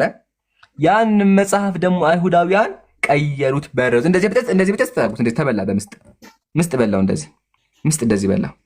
እንደዚህ ከተበላው መጽሐፍ እናንተ አደረጋችሁ ኮፒ አድርጋችሁ የቀረውን በራሳችሁ ሞልታችሁ ተከተላችሁ። አያ ለዛ አልፎ አልፎ የነቢያት ታሪክ አለ። ምሳሌ አብርሃም ልጅ እንዳለው አላህ እንደባረከው አላህ ሰዋ እንዳለ ቁርአን ላይ ማለት እናንተም ላይ አለ። ግን ደግሞ አልፎ አልፎ ውሸት አስከበቡታላችሁ። ብዙ ቦታ ውሸትም ገብቷል። ግን ቁርአን ከመጀመሪያው እስከ መጨረሻው አምላክ ቃል ነው። እስካሁን ጠብቆታል። እንደዋሸም ደግሞ መጽሐፍ ቅዱስ ላይ አለ። ምሳሌ ቁርአን ላይ እኔ አላህ ነኝ አለ። በእናንተ ግን አምላክ ስም አይታወቅም። በክርስትና አልነገረውም። ስለዚህ በዚህ አንፃር ነው ግልጽ ይመስለኛል። ለነበረን ቆይታ እናመሰግናለን። መልካም ቀን ይሁንልህ። ያው እኔ ለጥያቄ ስለሆነ የገባሁት ለምትመልሳቸው መልስ ዲፌንድ አላረግም። ለምን ለጥያቄ ስለሆነ የገባሁት ለዛ ነው። አመሰግናለሁ። እስኪ አንዷን መልስልኝ ፕሊስ። እንደው በምታመልከው አምላክ አንዷን መልስልኝ ከእስካሁኑ ጥያቄ። ምሳሌ አምላክ ስም ማን ነው? አምላክ ለሙሴ እኔ ማን ነኝ ያለው? እሺ አንዴ ትንሽ ደቂቃ ስጠኝ። በቃ አሰበህበት እና ችግር የለውም። ይሄ ቻሌንጅ ነው አለሁ ችግር ኢላ አን የቁመ ሰዓ። አዳምጠኝ በደንብ ሚውታል ካንዲ አዳምጠኝ። እሺ ችግር የለም። አስበህ ታወራለህ። የአምላካችሁ ስም ማን እንደሆነ ንገሩኝ። የአምላካችሁ ስም አምላካችሁ ለሙሴ እኔ ማን ነኝ ያለው ካወቃችሁት፣ አታውቁትም ግን የለም የአምላክ ስም ጠፍቷል። ለማንኛውም ሚውታል የውያ ሰላም ብያለሁ። ሰላም እንደምን አለ ኢምራን? ሰላሙን አላመን ተቢያለ ከየት ቤተ እምነት ነህ ኢምራን? አንድ ጥያቄ ብቻ አንድ መልስልኝ ብቻ አይደል ያልከኝ? አንዱ መልስልኝ በቃ ልውጣ። እሺ ይሄ መልስልኝ። ይሄ መመለሳችንም ችግር ዋና የፈለኩት ነበር፣ ግን ቀጥ የፈለኩም ዮሐንስ 28 ላይ ምን ይላል መሰለህ? እሺ ዮሐንስ 28 ላይ ጌታ ከተሰቀለ በኋላ ተጠራጥረውት ነበረ። ሰማሃል ድምጼ? ከይቅርታ ጋር አንዴ ግን መጀመሪያ የእግዚአብሔር ስም አነግረኝ። የአምላክ ስም ማን ነው? መጀመሪያ እኮ ልነግርህ እኮ ነው፣ ወደዛ ልሄድልህ ነው። ከዛስ መጀመሪያ ሰው ጀመቀጥ ቶማስ ስላላመነ ነክቼ ማመን ፈልጋለሁ አለና ልክ ጎኑን ሲነካው ከተነሳ በኋላ የተወጋ ጎኑን ነካና ዳሶ ሲያይ ራሱ መሆኑን አወቀና ቶማስ ምን አለ? ጌታዬ አምላኬ አለ። ከዛ እግዚአብሔር ምን አለ? ጌታዬ አምላኬ አትበለኝ አላለው። ምንም አላለው፣ ዝም ነው ያለው። ጌታዬ አምላኬ ሲለው ከዛ በኋላ ምንም እግዚአብሔር ጌታዬ አምላኬ አትበል እኔ አምላክ አይደለሁም የሚል ቃል አልተጻፈም። ወደታች ማየት ትችላለህ። አሁን በዚህ ቃል ብቻ ማለት ነው እንዴት እንደሚያጨርበው ላሳይክ። መጽሐፍ ቅዱስ ትክክል ካልሆነ ለምሳሌ አሁን አንተ ነብዩ መሐመድ ወይም አላህ ብለህ አትቀበለውም አይደለ? እኔ አይደለሁም አይደለ? ስለዚህ አምላክ ስም ኢየሱስ ነው። ብዙ ስሞች አሉት እኮ አንድ ስም ብቻ አይደለም። ከነሱ ስሞች በቃ አንድ ስም ፈልገህ ንገረኝ። አንደኛ። ሁለተኛ ደግሞ አዳምጠኝ። አሁን ባመጣው ጥቅስ ብቻ ቄሶቹ ምን ያክል እንደሚያጭበረብሩ መጽሐፍ ቅዱስ ምን ያክል እንደተበረዘ አሳይሃለሁ። አሁን አንተ ምንድን ነው ያልከኝ? ቶማስም ጌታዬም አምላኬም አይደለ ያልከው? ግን እንደዛ አይልም። ወረበል ካዕባ እንደዛ አይልም። የሚለው ምንድን ነው? ቶማስም ኤንድ ቶማስ ይኸውማ ምንድን ነው የሚለው? ኤንድ ቶማስ አንሰርድ ሂም አንቱ ሂም ሳይንግ ማይ ሎርድ ኤንድ ማይ ጋድ። በጣም ይለያያል ኢምራን፣ አንተ የምትይዘው በጣም ይለያያል። እኔ እዚህ ጋር በጣም ይለያያል። ከየት እንደምታመጣው አላውቅም። ይሄ አሁን ይሄ እንግሊዝኛ መጽሐፍ ነው። ከፈለግ ግሪኩን ከፍትልሃለሁ። መጀመሪያ መጽሐፍ ይከፈታል። አማርኛው አንተ ጋር ያያል። አንተ የምታነበው ያንተ የተጨበረበ ያልኩህ ላሳየህ እኮ ከፍቼ ማብራ ያው መጽሐፉን አሳይቼ እዚህ ጋር አለ መጽሐፉ። ያው ይሄ ነው መጽሐፉ። ይሄ መጽሐፍ ቅዱስ ነው። አማርኛ ነው ያደረጉት። ብቻ እኔ አንተ ቪዲዮ የሰራበትንም ሳይው አይገናኝም። እጅ ላይ መጽሐፍ ቅዱስ አለ። አሁን ለምሳሌ ባለፈው ምን አይነት ቪዲዮ ሰርታል መሰለህ? ይሄን ጨርስ አንዴ። ቆይ ይሄን ጨርስ ፕሊዝ። እንደምትሳሳት አንዴ ጨርስ አንዴ ያዳምጠኝ። ይሄን ጨርስና ፕሊዝ፣ ከዛ ታሳየኛለህ። ችግር የለውም። እሺ በተራ አሁን እዚህ ጋር አንተ ቶማስ ጌታዬም አምላኬም ማለት ትላለህ። ውሸት ነው ያለው። ጌታዬ እና ነው ያለው። ጌታዬ ያለው ኢየሱስን ነው። ጌታ የሚያደረገው እግዚአብሔር ነው። አምላክ ያለው ደግሞ የኢየሱስ አምላክ ነው። ኢየሱስ ራሱ እኔ ወደ አምላኬና ወደ አምላካችሁ አድርጋለሁ አለ። ስለዚህ ቶማስ አምላክ ያለው ኢየሱስ አምላክ ያለውን አካል ነው። 4 ነጥብ። አንደኛ። ሁለተኛ ደግሞ ይሄ ታሪክ ራሱ ውሸት ነው። ይሄ ታሪክ ውሸት ነው። ምሳሌ ተመልከት። አንድ መጽሐፍ ልጥቀስልህ ውሸት እንደሆነ እንዲገባ ማለት ነው። ኢየሱስ ምን አደረገ መሰለ? አንዲትን ሴት ጠራና ምን አላት? ነይ ጎኔን እይ። ቶማስ ጎኔን አይቷል፣ አንቺም ጎኔን እይ አላትና ከዛ ውሃ ማደረጋት ጎኔን ቆይ አላውቅም፣ ቃሉ ስለሚከብድ ላሳያችሁ ነው። ያው እኔ ስለሚከብደኝ እናንተ ራሳችሁ አንብባችሁ ፍረዱ። እሺ ይሁት። ዳግመኛም ጌታ ኢየሱስ ክርስቶስ በእኔ በራሴ ፍቃድና በአባቴ ፍቃድ አይሁድ በዕለተ ዓርብ የወጉትን ጎኔን ጥቢ አላት ይላል። ይፈጠራሉ። እዚህ ጋር ምን ብለው ፈጠሩ? አምላክ እችን ሴት ምን አድርጋት? ጎኔን ጥቢ አላት። ምንድነው የምታነብልኝ? መጽሐፍ አሳይካል። ያው ገድለ ክርስቶስ ሰምራ። ከዛ ቀጥሎ የሚለው መሰለክ ገድለ ክርስቶስ ሰምራ። ያው በኢትዮጵያ መጽሐፍ ቅዱስ ይዤ እየጠበቅኩ እኮ ነው። አንተ ምንድነው የምታነበው? በመጽሐፍ ውስጥ መጣላል። ረጋ በላ ፕሊዝ። በሁለቱም እናወራለን። እሺ በሁለቱም ይሄን ልጨርሰው አንዴ። ያው እዚህ ጋር ያን ጊዜ ልጅ የእናቱን ጡት እንደሚጠባ የጌታዋን የኢየሱስ ክርስቶስን የተወጋውን ጎኑን ጠባች ይላል። ኢየሱስ ለሴቶች ጎኑን ያስጠባ ነበር ይላል። ቀጥሎ ጌታ ቶማስ የተወጋውን ጎኔን ዳሰሰ፣ አንቺ ግን ጠባሽ። እስኪ ከዳሰሰና ከጠባ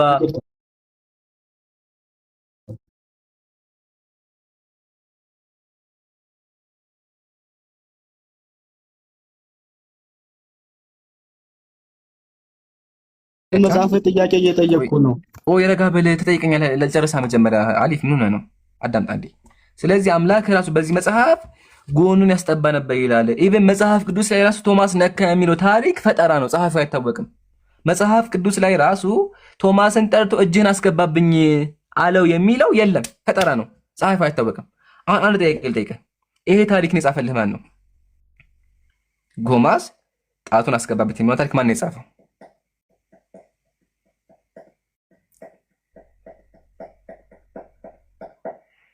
አሉ ወገኔ፣ የት ገባ ወገን? ወገኔ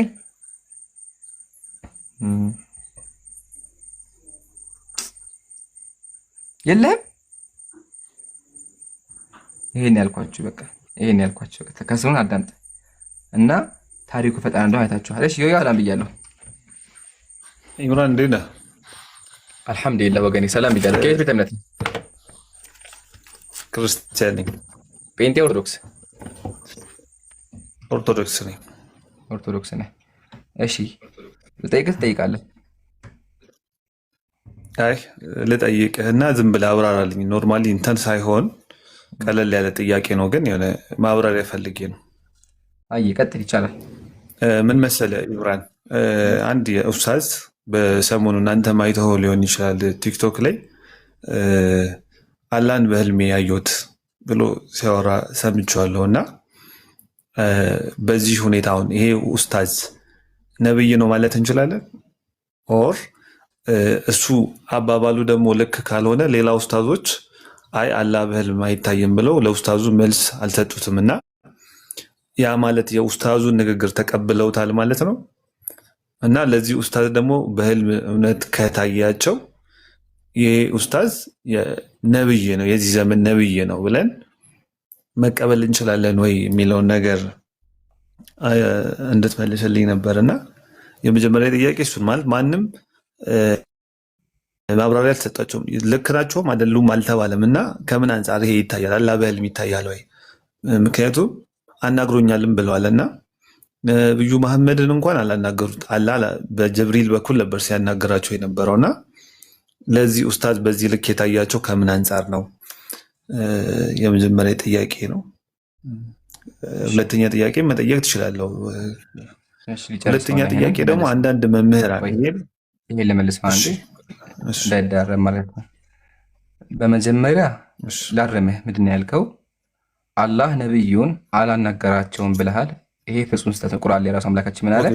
እዛ ላይ ስህተት ሊሆን ይችላል፣ ችግር የለውም።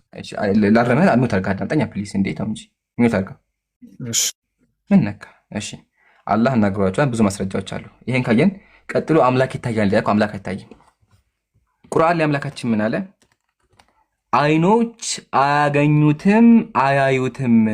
ሱረቱል አንዓም ቁጥር 103 ላይ ላቱድሪኩሁል አብሳር፣ አይኖች አያገኙትም አያዩትም አራት። ስለዚህ አምላክም ማንም ላይ አይችልም። ቀጥሎ አይሻ ረዲየላሁ ዐንሃ ምን አለች?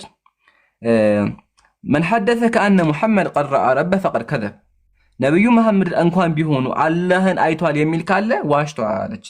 ወህወ የቁል፣ አምላክ ምን ይላል? ላቱድሪኩሁል አብሳር፣ አይኖች እኮ አያገኙትም። ስለዚህ አምላክም ማንም አያየውም። አንደኛ። ቀጥሎ ታዲያ ይህ ሰው ነብይ ነው እንዲ አላህን አየሁ አለ ላልከው፣ መጀመሪያ የነቢያት ራእይ ነው እንጂ የነቢያት ህልም ነው እንጂ ራእይ የሆነው የሰው ህልም ራእይ አይደለም። የሰው ህልም ራእይ አይደለም። የነቢያት ህልም ከሆነ ትክክል ነህ። አምላክ ነቢያትን በህልም በኩል ተአምር ያሳያቸው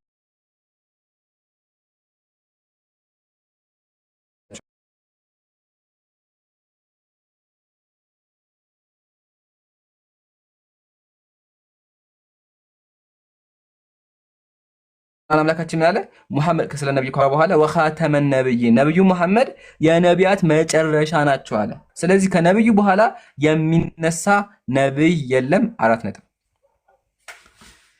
ተመልሶልሃል? እሺ ተመልሶልኛል። ሌላው ደግሞ ምን መሰለህ አንዳንድ በእስልምና ውስጥ አንዳንድ ኡስታዞች ትምህርት ሲያስተምሩ ስለ መንግስተ ሰማያት ማለት ነውና ምን ይላሉ? ከእናንተ በርግጥ አልሰማሁም፣ ከአንዳንድ መምህራን የሰማሁትና መንግስተ ሰማያት ሲጋራ ማጨስ ትችላላችሁ፣ የፈለጋችሁትን መኪና መንዳት ትችላላችሁ ምናምን ይላሉ እና የሆነ ዓለማዊ ነገር የፈለጋችሁትን ነገር ማድረግ ይቻላል የሚል አስተምሮት አለና ያ የሚደረገው ሰውን ትኩረት ሰዎችን ወደ ራስ ለመሳብ ነው ወይስ የእስልምና አስተምሮ ነው? አጠር አድርገህ ንገረኝ። ምንም እንትን ስላልሆነ አይ ይህን ጥያቄ በክርስትና እናየዋለን። ከክርስትና በፊት እስልምና ላይ ያለውን ልመልስልህ። መጀመሪያ እኛ ሙስሊሞች የምናምነው በመጽሐፍ ቅዱስም ያለው አንድ ሰው ከሞተ በኋላ የሚነሳው አካሉ ነው። አካል ሲነሳ ደግሞ አምላካችን ቁርአን ላይ ምን አለ? ፈኢዛ ሁም ሚነል አጅዳት ኢላ ረቢሂም የንሲሉን፣ ከመቃብራቸው ወጥተው ድጋሚ ወደ አምላክ ይመጣሉ አለ። ስለዚህ ሁሉም ሰው ወደ አምላክ ይመጣ ከነስጋው ነው፣ ሰው ነው፣ በቃ ሰውነት ነው የሚነሳው። ያ ሰው ደግሞ ፍላጎት፣ ስሜት አለው። ስለዚህ ጀነት ውስጥ ምን አለ? አላህ ለሁሉም ያዘጋጀው ፍላጎትና ደስታ አለ። ደስታ ምንድነው ካል መንፈሳዊና ጸጋዊ ነው። አንድ ሰው ጀነት ሲገባ ምን ያገኛል? አምላክን ያያል። የጀነት ትልቁ ጸጋ ምንድነው? ትልቁ ጸጋ አላህን ማየት ነው። አላህ ከነሱ ያድርገን። አንደኛ። ሁለተኛ ደግሞ ዩሰቢሑን አላህ፣ አላህን ያመሰግናሉ። ነብዩ ሐዲስ ላይ ምን አሉ? ዩሰቢሑን አላህ፣ አላህን ያመሰግናሉ። ስለዚህ አምላካችን እያመሰገንን በደስታ እንዋለን። ይሄ አንደኛ። ሁለተኛ ደግሞ ስጋዊ ጸጋ ነው። ስጋዊ ጸጋ ምንድነው? መብላት መጠጣት የሚባል ነገር አለ ማለት ነው። ይሄን ከተስማማን ቀጥሎ ምን ይነሳል? ሲጋራ ማጨስ አለ እንዴ? መኪና መንዳት አለ እንዴ ላልከው በጥቅል ደረጃ የተቀመጠው ምንድነው? በጀነት ውስጥ ነፍስ የምትፈልገው አለ የተባለው። ጀነት ላይ ምን አለ? አንድ ሰው የሚፈልገው በሙሉ ነገር አለ። ግን በሙሉ ነገር ሲባል መጥፎ ነገር የለም። ለምን ካልከኝ አምላካችን ቁርአን ላይ ምን አለ? ወነዘዕና ማ ፊ ቁሉቢሂም ሚን ጊል አለ። በልባቸው ያለውን መጥፎ ነገር በሙሉ አወጣን አለ። ስለዚህ የጀነት ሰው ሲጀመር መጥፎ ነገር አይፈልግም፣ አይመኝም። መጥፎ ነገር ጭራሹን አይመኝም። ስለዚህ መጥፎ ነገር ስለማይመኝ መጥፎ ነገር ጀነት ላይ የለም። ነገር ግን አንድ ሰው የፈለገው ጸጋ በሙሉ ጀነት ላይ አለ። አላህ ጀነት ከሚገቡ ያደርገን። አምላካችን ምን አለ? ለሁም ማ ተሽተሂ አንፉሱሁም፣ ነፍሶቻቸው የሚፈልጉት በሙሉ አለ። ዩበሽሩሁም አለ። ቀጥሎ አምላክ ያበስራቸዋል። ቢረህመት ሚንሁ፣ ከእርሱ በሆነ እዝነት አምላካቸው ያዝልናል። ውዳሴ እንወደሳለን፣ መላእክቶች ያመሰግናል። በገነቶች ለነሱ በውስጧ የማያቋርጥ መጠቀሚያ ያለባት ስትሆን ያበስራቸዋል።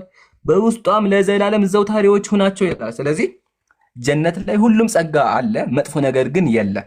ስለዚህ ሲጋራ ላይ እንደዚህ አይነት ነገር የለም። ግን ደግሞ ምን አይነት ነገር አለ የሚለው ነገር የምናውቀው ስንሄድ ነው። 4 ነጥብ። አመሰግናለሁ። እሺ ሌላ ኢብራሂም ምን መሰለህ፣ አሁን ሁሉም ሰው ሲወለድ ሙስሊም ነው ይባላል እና በአስተምሮ ደረጃ በኢስላም አስተምሮ ደረጃ እና አሁን ደግሞ ሰሞኑን በምናየው አስተምሮ ደረጃ አንድ እስልምና አንድን እስልምና የመንቀፍ ነገር አለ እና ለምሳሌ ሰለፊ እስላም አይደለም፣ ሀበሽ እስላም አይደለም ይባላል እና ልጨርስልህ። እሺ ትቀጥላለህ። ቅድም ያላወራሁት ነገር ስላለ ነው። እሺ በክርስትናም ያለው ጠቅሳለሁ ብዬ ስለረሳሁ ነው። በክርስትና ምን አለ? በጣም ጥሩ ጥያቄ። ምን አለ? ተመልከቱ። መጽሐፍ ቅዱስ መጽሐፈ መቃብያን በቤቱ ዙሪያ መልኩና መዓዛው ልዩ የሆነ ጣፋጭ የገነት ፍሬ ተተክሏል ይላል። ገነት ላይ ምን አለ? ፍሬ አለ። በዚያ የወይን የዘይት ቦታ አለ፣ ዘይትም አለ። ዘይት ነጋዴዎች ስሙ፣ ፈጽሞም ያማረ ነው፣ የፍሬው መዓዛ የጣፈጠ ነው ይላል። ስለዚህ በገነት ምን አለ? የሚጣፍጡ ፍራፍሬዎች አሉ። ምን እነዚህ በሙሉ አሉ። ተምር ምናምን ቴምር ራሱ አለ። አሳያችሁ። የገነት ፍሬ ከማር ወለላ የበለጠ ጣዕም አለው። ይህንን ማግኘት የሚችሉት የቅድስት ቤተክርስቲያን ስርዓት የጠበቁ ናቸው። ስለዚህ በገነት ላይ ምን አለ? መዓዛ የተሸለመ ትርንጎም አለ፣ አበባ አለ። ከዛ አሁን ደግሞ ልቀጥላችሁ። ያው በገነት ላይ ጻድቃን የሚመገቧቸው እጽዋት አሉ ይላል። ስለዚህ በገነት የሚበላ እጽዋት አለ። አንተ እጽዋት ትበላለህ ገነት ላይ እጽዋት ይላል አለ። ራእየ ማርያም የተመክቶ ራእየ ማርያም ደግሞ ምን አለ? አልጋም አለ ሚስትም አለች በክርስትና። የወይን ወንዝ አለ፣ የወይን ወንዝ አለ፣ የማር ወንዝ አለ፣ ፍራፍሬዎች አሉ። ከዛ በኋላ ቀጥሎ ምን አለ? አልጋ አለ። አሁን ይሄን ዋና ጨዋታ በገነት ምን አለ? በክርስትና እግዚአብሔር በጣም የሚያምር ቆንጆ አልጋ፣ ሰፊ አልጋ ያደርግና ከዛ ሰፊ ክላስ ነው። እዛ ክላስ ማን ያስገባቸዋል? ባልና ሚስት ይገባሉ። ከዛ ለዛለም እዛ ደስ እያሉ ይኖራሉ። ምን እንደሚያደርጉ እንግዲህ እናንተ ወቁት፣ ተመልከቱ። ማርያም ምን አለች? ተነግረው ማርያም ምን አለች? ተመልከቱ እዚህ ጋር ከፀሐይ ከጨረቃ ይልቅ ታበራለች አለች። በውስጧ ብርሃን የሚያንጸባርቅ የግምጃ ምንጣፍ ወለላ ተነጥፎበታል። የሚያምር ምንጣፍ አለ። ዋው ማሻአላ ሰፊ ምንጣፍ አለ። እሺ የወርቅ የብር አልጋ ተዘርግቷል። የብር አልጋ አለ፣ ብርና የወርቅ አልጋ አለ። ይቺ ቦታ ለማን ትሆናለች ብዬ ልጄን ጠየቅኩት። ኢየሱስ ምን አለ? እግዚአብሔር አንድ ያደረጋቸው ባልና ሚስት አይለያዩም። ባልና ሚስት አንድ አካል ናቸው። ወንድ በአንድ ሴት፣ ሴት በአንድ ወንድ ከተጠብቀው ሲኖሩ በሞቱ ጊዜ ከዚያ ቦታ ያስገቧቸዋል ይላል። ስለዚህ ባልና ሚስት አንድ ላይ ሆነው አልጋ ላይ ፏ ብለው ይኖራሉ። የሚያደርጉት እናንተ ወቁት። ለዘላለምም ደስ ይላቸዋል።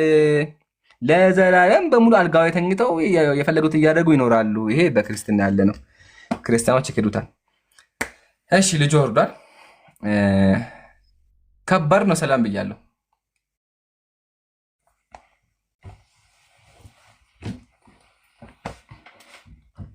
የጀማ መጨረሻ ፖስት ያደረኩት ቪዲዮ በደንብ አሳያችሁ። ሶስተኛ ላይ ያለውን ከላይ ፒን አለ፣ 2 ፒኖች አሉ። ከሱ ቀጣይ ያለውን ሶስተኛውን ቪዲዮ በደንብ ኮፒ ሊንክ አድርጉት። እሺ ሪፖርት ላይ ነው ያለው ቪዲዮ ብዙም እየታየ አይደለም። እና ኢንሻአላህ አላህ ካለ የፊታችን ሮብ 3 ሰዓት ላይ ከዲያቆኑ ጋር የመጨረሻ ውይይት እናደርጋለን። ሁላችሁም እንዳቀሩ ማስታወቂያ በደንብ ስሩ። ሪከርደሮች እየሰማችሁ ከሆነ ሪከርድ የምታደርጉ ፖስት የምታደርጉ በደንብ አድርጋችሁ አሰራጩ። አላህ ካለ ያው ተወስኗል ቀኑ ሮብ 3 ሰዓት ላይ የፊታችን ሮብ 3 ሰዓት ላይ የመጨረሻ ዲቤት አለ። ሁላችሁም እንዳቀሩ ተጋብዛችኋል። እሺ ከባድ ነው አለ አውርጃለሁ። ቀጣይ አስገቡ። ረሚዲ ሰላም ብያለሁ። ሰላም ናችሁ? ሰላሙን አለምን ተብያል። ሁላ ጥያቄ አለ? አዎ አቅርብ ጥያቄ። ነቢዩ መሐመድ ለምን ማይሆን ህግ ያዛል? ትእዛዝ ይመስለኛል። በአላህ አንዳንድ አለ። ኢየሱስ እና እግዚአብሔር ሳዝኑ እግዚአብሔር ምን አለ መሰለህ መጽሐፍ ቅዱስ ላይ ምሳሌ አንዲት ሚስት ባሏን ለማዳን ብላ የተደበደ ሊገደል ሲል ብልቱን ብትነካው እጇን ቁረጥ ይላል። ባሏን ለማዳን ብላ ብትደባደብ ግደላት ነው የሚለው፣ እጇን ቁረጣት ነው የሚለውና ይሄን ሲያደርግ የማውቀው እግዚአብሔር ነውና ሴት ቦታ ላይ ነብዩ እንደዛ አደረጉ ያልከው ይሄ ኦልድ ቴስትመንት ላይ ነው ብራዘር። ቢሆንም እግዚአብሔር አይደል ያዘዘው? እግዚአብሔር እኮ ያዘዘው። ዋናው አዟል ነው እግዚአብሔር። ያኔ ህግ ስር ነበሩ፣ አሁን አይደለንም። እንዴት ነው አምላክ ታዲያ ምንም ያጠፋችን ሴት ባሏን ለማዳን ብላ ባሏ ወንድ እየደበደበ ሊገልባት ሲል ፕራይቬት ፓርት የምትሄደው እዛ ላይ ምን ትሄዳለች?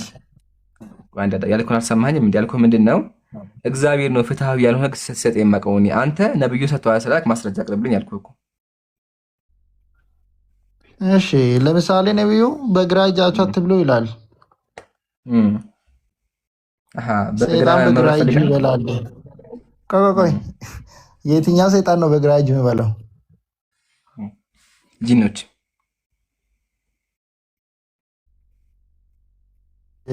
ይመገባሉ። እንዴት አለ?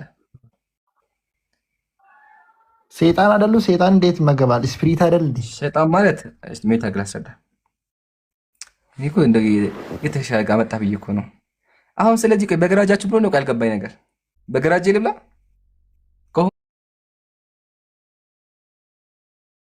ሆነ በግራ እጅህ ብላ በላይ።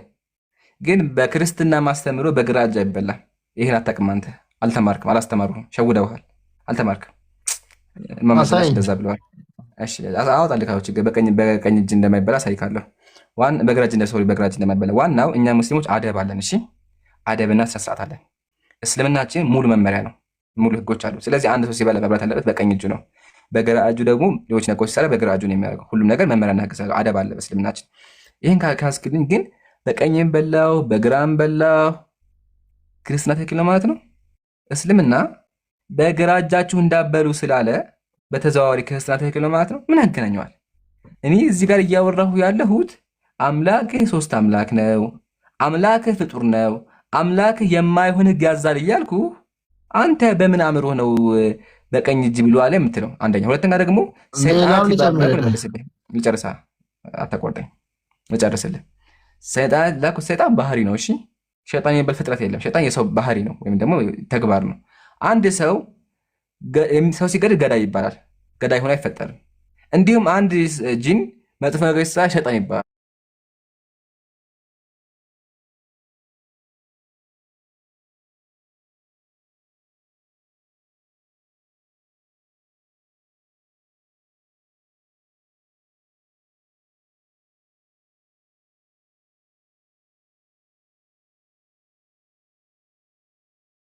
አይደለም። ይሄ ለምንድን ነው? ይሄ ግዴታ ነው አሁን እንዲመረቅ?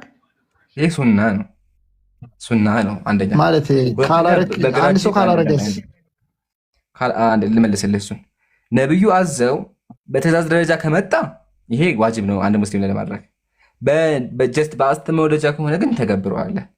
አሁንም ግን ያልገባኝ ነገር በግራ እጃችን ጫማችን የለበስን በቀኝ የለበስን ፖይንቱ ምንድን ነው? አሁን ድህነት ይሆነኛል? ይሄ ግዴታ ነው ይሄ ምን ማድረግ? አንድ ሰው ካላደረገስ? ይሄን ትእዛዝ ካልፈጸመስ? ማሻአላህ እሱን እኮ ብያለሁ። ነቢዩ ሰለላሁ ዐለይሂ ወሰለም ሐዲስ ላይ ቃል በቃል አድርጉ ካሉ እናደርገዋለን። ግን በአስተምህሮ ደረጃ ደግሞ ከሆነ መተግበሩ ግዴታ አያስጠይቅም። አደረክም ተብለህ ገሃነም አትገባም።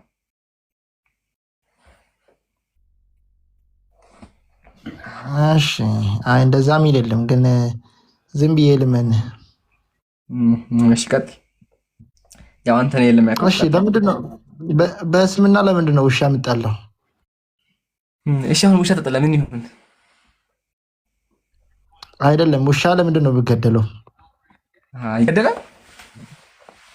አዎ ብዙ ቦታ አዟል። ወላሂ እስኪ አንድ ቦታ። እሺ ላምጣልህ። ይገርማል። እናንተ ውሻ ይገደላል። እሺ እስኪ የውሻ ጠበቃ ብያለሁ። ቀጥል፣ ችግር የለውም። ማስረጃ ቅርብልኝና ከዛ ጠበቃ ሆነን እንከራከራለን። ሰምታችኋል? ውሻዎችን ግደሉ ነው ያሉት። እስቲ ይምጣ። አቤት። ሳሂህ ሙስሊም 1572። እሺ ቆይ አንዴ ሳላጠረሽ ቀጥል። በቃ የለችም። አይ እሺ ሐዲሱን አንብበው። ሳሂህ ሙስሊም 1572 ላይ አላህስ ሜሴንጀር ኦርደርድ አስ ቱ ኪል ዶግስ ይላል። ውሻ እንድንገድል አዞናል። ሌላም አለ። እንደዛ ብሎ አቆም። እሺ ሳሂህ ሙስሊም 1570 ላይ ከፍቼዋለሁ። እንደዛ ብሎ ቀጥል። ጨርሰህ አንብበው የቅድሙን አሁን ያነበብኩ ማለት ጨርሰው። እሺ ordered us to kill dogs and we carried out this order so much so that we also killed the dog coming with a human from desert. Then Allah's apostle forbade their killing. He, the prophet, further said, it is for your duty, the jet black dog having 2 spots on the eyes, for it is a devil. አሁን እዚህ ጋር ምን ታያዳ? እቺን ቃል እስቲ አንባ። ትርጓሜ ምንድን ነው? then the Allah apostle forbade their killing ይላል። ምን ማለት ነው? ከለከለ። ምን ከለከሉ? ምን አይነት እንደከለከለ ይሄው ከታች ይናገራል እኮ። ምን ከለከሉ? እንደዛ አይነት ይሄን አይነት ከለር ያለው ውሻ መግደሉን ከለከለ አይደለ? እስቲ በትክክል እንግሊዝኛ በቃል ተማርክም ማለት ነው? አልተማርክም። ይሄው ከታች ከፍቼዋለሁ። አንብበው እስኪ። አንብበው ደግማ ግራ አታርጎ ብራዘር። ወላሂ አልተማርክም። ሀቢቢ አልተማርክም። ለምን መሰለህ? ገለበጥከው ሐዲሱን። ይሄ የሚያሳየው እንዳልተማርክ። ችግር የለም። አንብበው በቃ አንብበውና ድጋሚ እሺ ልተርጉምልህ። በቃ ያዳምጠኝ። አላህስ ሜሴንጀር ሰለላሁ ዐለይሂ ወሰለም ኦርደር አስ ቱ ኪል ዶግስ ይላል። ትርጉሙ ምንድን ነው?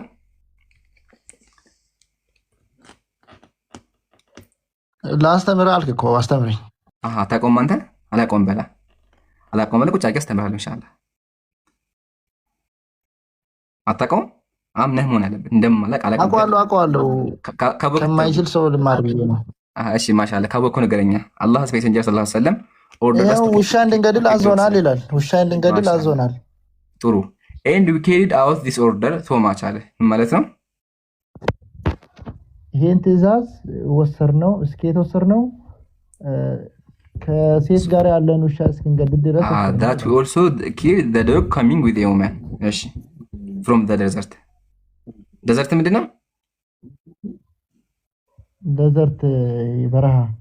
ማሻአላ ጎበዝ ማሻአላ። እሺ ከዛ ዘን ይላል ዘን ማለት ነው። አሁን እኮ ይሄ ባይዘው መቀየር እኮ አይደለም። ተርጉማን ጨርሳ እዚህ ጋር ስድስት ከበደች ዘን ይላል ዘን ማለት ነው። እሺ ከዛን አላህ ሰፖስት ያላ መልእክተኛ ፎርቤድ ላቸውን ከለከለ። ምን መግደል? ውሻ መግደል ከለከለ። ከዛ ነው ምቡ ከታች አንዱ ማሻአላህ አለይክ። እኔ እኮ ብያቸዋለሁ። ቆይ አንድ እዚህ ጋር አንድ ክርስቲያን ነብዩን ለማንቋሸሽ ሲመጣ አንድ ፕሊስ ረጋ ብላ አነብልሃለሁ። ረጋጩ አንድ ያጩ ነብዩን ለማዋረድ ሲመጣ ነብዩን አክብር ይወጣል። አላሁ አክበር። ነብዩ ውሻን ግደሉ ብሏል ምናምን አለ። ቀጥሎሳ ምን አነበበ? ከዛ በኋላ የአላህ መልእክተኛ አትግደሉ አሉ የሚሉን አነበበ። ጥሩ አሁን እንቀጥል። ከዛ ዘን ይላል። ቆይ አንድ ልጨርሰው።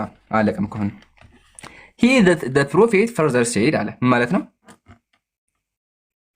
የአላህ መልእክተኛ እንዲህ አለ it is your duty the jet black ይላል dog having two spot on the eyes for it is a devil እሺ ጥቁር ውሻ ሆኖ አይኑ ላይ ነጠብጣብ ያለውን ውሻ መግደል የእናንተ ግዴታ ነው፣ ምክንያቱም ሰይጣን ስለሆነ። ከለር ባይዘው የሚገደለው ምንድን ነው?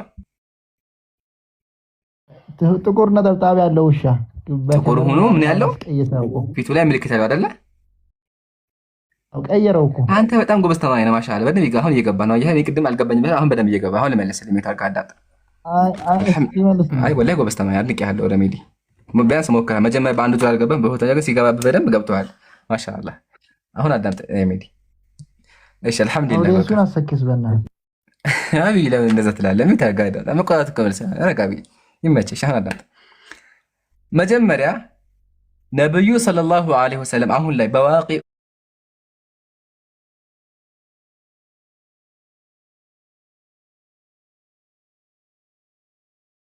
ሮቹን ግደሉ አልቡህሚል ዚ አንቁጣተይኒ ምልክት ያለው አለ ፈኢነሁ ሸይጣን ነው አሉ።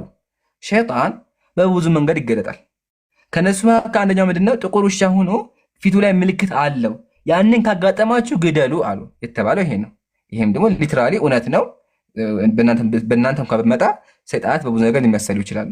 አንደኛ። ሁለተኛ መጀመሪያ ስለምን ፈቀዱ ካልን አንደኛ ህክም አለው። ኢቭን አሁን ድረስ ራሱ በዋቂ አሁን በኢትዮጵያ ምድር ላይ የኢትዮጵያ መንግስት በሆነ ታይም ውሾችን ይገላል። ታውቃላችሁ? አይካድ የትኛውም ሰው ያውቃል። አሁን ስቲል ነው ባይዘው እኔ ጓደኛ ላይ ውሻ ያለው ክርስቲያን ጓደኛ ማለት የተገደለበት የኢትዮጵያ መንግስት በየሰፈሩ እየዘረ ውሾችን ይገላል አሁን ድረስ። ለምን ካልን የውሻ ወረርሽኝ አለ። ያበደ ውሻ አለ። ውሾች ሲያብዱ ምን ያደርጋሉ? ሰዎችን ይነክሳሉ። ከተነከሰ ምን ይሆናል? ሰውየው ራሱ ያብዳል። አየህ አይደለ? ስለዚህ ነቢዩ ሰለላሁ ዐለይሂ ወሰለም በሆነ ታይም ጊዜ እንደዛ ነገር ሲፈጠር ግደሏቸው ብለው ነበረ። መቼም የሰው ነፍስ ከውሻ ይበልጣል። እንግዲህ የውሻ ጠበቃ ሆናል ይበልጣል። መቼም እኔ የሰው ጠበቃ ነኝ። እኔ ለዛ አይመስለኝም፣ ለዛ ግደሉ ያለ አይመስለኝም። ወላሂ ታዲያ ለምንድን ይመስለኝ? ሳሂህ አልቡኻሪ 32:27 ላይ የአላህ መልእክተኛ ጅብሪል እመጣለሁ ብሎ ቀረበት።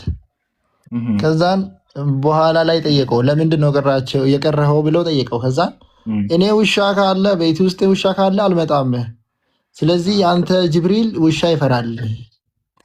ምን ውስጥ ውሻ ካለ? ቤት ውስጥ ውሻ ካለ አልመጣም አለ። ታዲያ ነብዩ ውሻ ግደሉት ነብዩ ሰለላሁ ዐለይሂ ወሰለም ውሻ የት ነበር ያሉት? በየመንገዱ ነው አይደለ? ግደሉት ነብዩ ሰለላሁ ዐለይሂ ወሰለም ነብዩ ውሻ ግደሉ ያሉት ቤታቸውን ያለው እንዳለ ስለምጠባይዘሽ ውሻ ስለማይወድ ነው ግደሉ። አትመልሰውም፣ ወላሂ አትመልሰው። ደግሜ ልጠይቅ፣ አዳምጠኝ። አሁን ያመጣው ሐዲስ ላይ ምንድን ነው ያልከው? ጅብሪል አለይሂ ሰላም ቀረ። ሲቀር ለምን ቀረስ ብሎ ነብዩ ሰለላሁ ዐለይሂ ወሰለም ሲጠይቁት ምን አለ? ውሻ ስላለ አልመጣም አለን ያልከው። ችግር የለም በአንተ ትርጉም እንሂድ እንስማማ። ጥያቄ ውሻው ነብዩ ቤት ስለሆነ ነው አይደለ? ነብዩ ቤት ስለገባ ትክክል ላይ ምን ውስጥ ስለገባ ቤት ውስጥ ስለገባ አይዋ ስለገባ ስለነበረ አዳምጣልኝ። ምን አገናኘው? ለምን ካልከኝ መቼም የኢትዮጵያ የዓለም የአረብ ሀገር በሙሉ ውሻ ነብዩ ቤት ውስጥ አይኖርም። እንደዛ የምታስበው የዓለም ውሻ በሙሉ ነብዩ ቤት ውስጥ ይኖራል ማለት ነው። በጣም ያስቃል። ለማንኛውም ላስረዳ። ሁለቱ ሐዲስ የተለያዩ ትርጓሜን ያላቸው። አሁን ያመጣው ሐዲስ መልሼልሃለሁኝ። በእስልምና አክቹዋሊ ነብዩ ሰለላሁ ዐለይሂ ወሰለም ውሻ መግደል ከልክለዋል። የፈቀዱበት ታይም ነበር። ምክንያቱም አስረድቻለሁ። ታዲያ አንተ ወደ አመጣው ሐዲስ ደግሞ ስንሄድ አዎ ስቲል ናው አሁን ድረስ ራሱ ሙስሊም ውሻ ማሳደግ አይፈቀድለትም። 4 ነጥብ።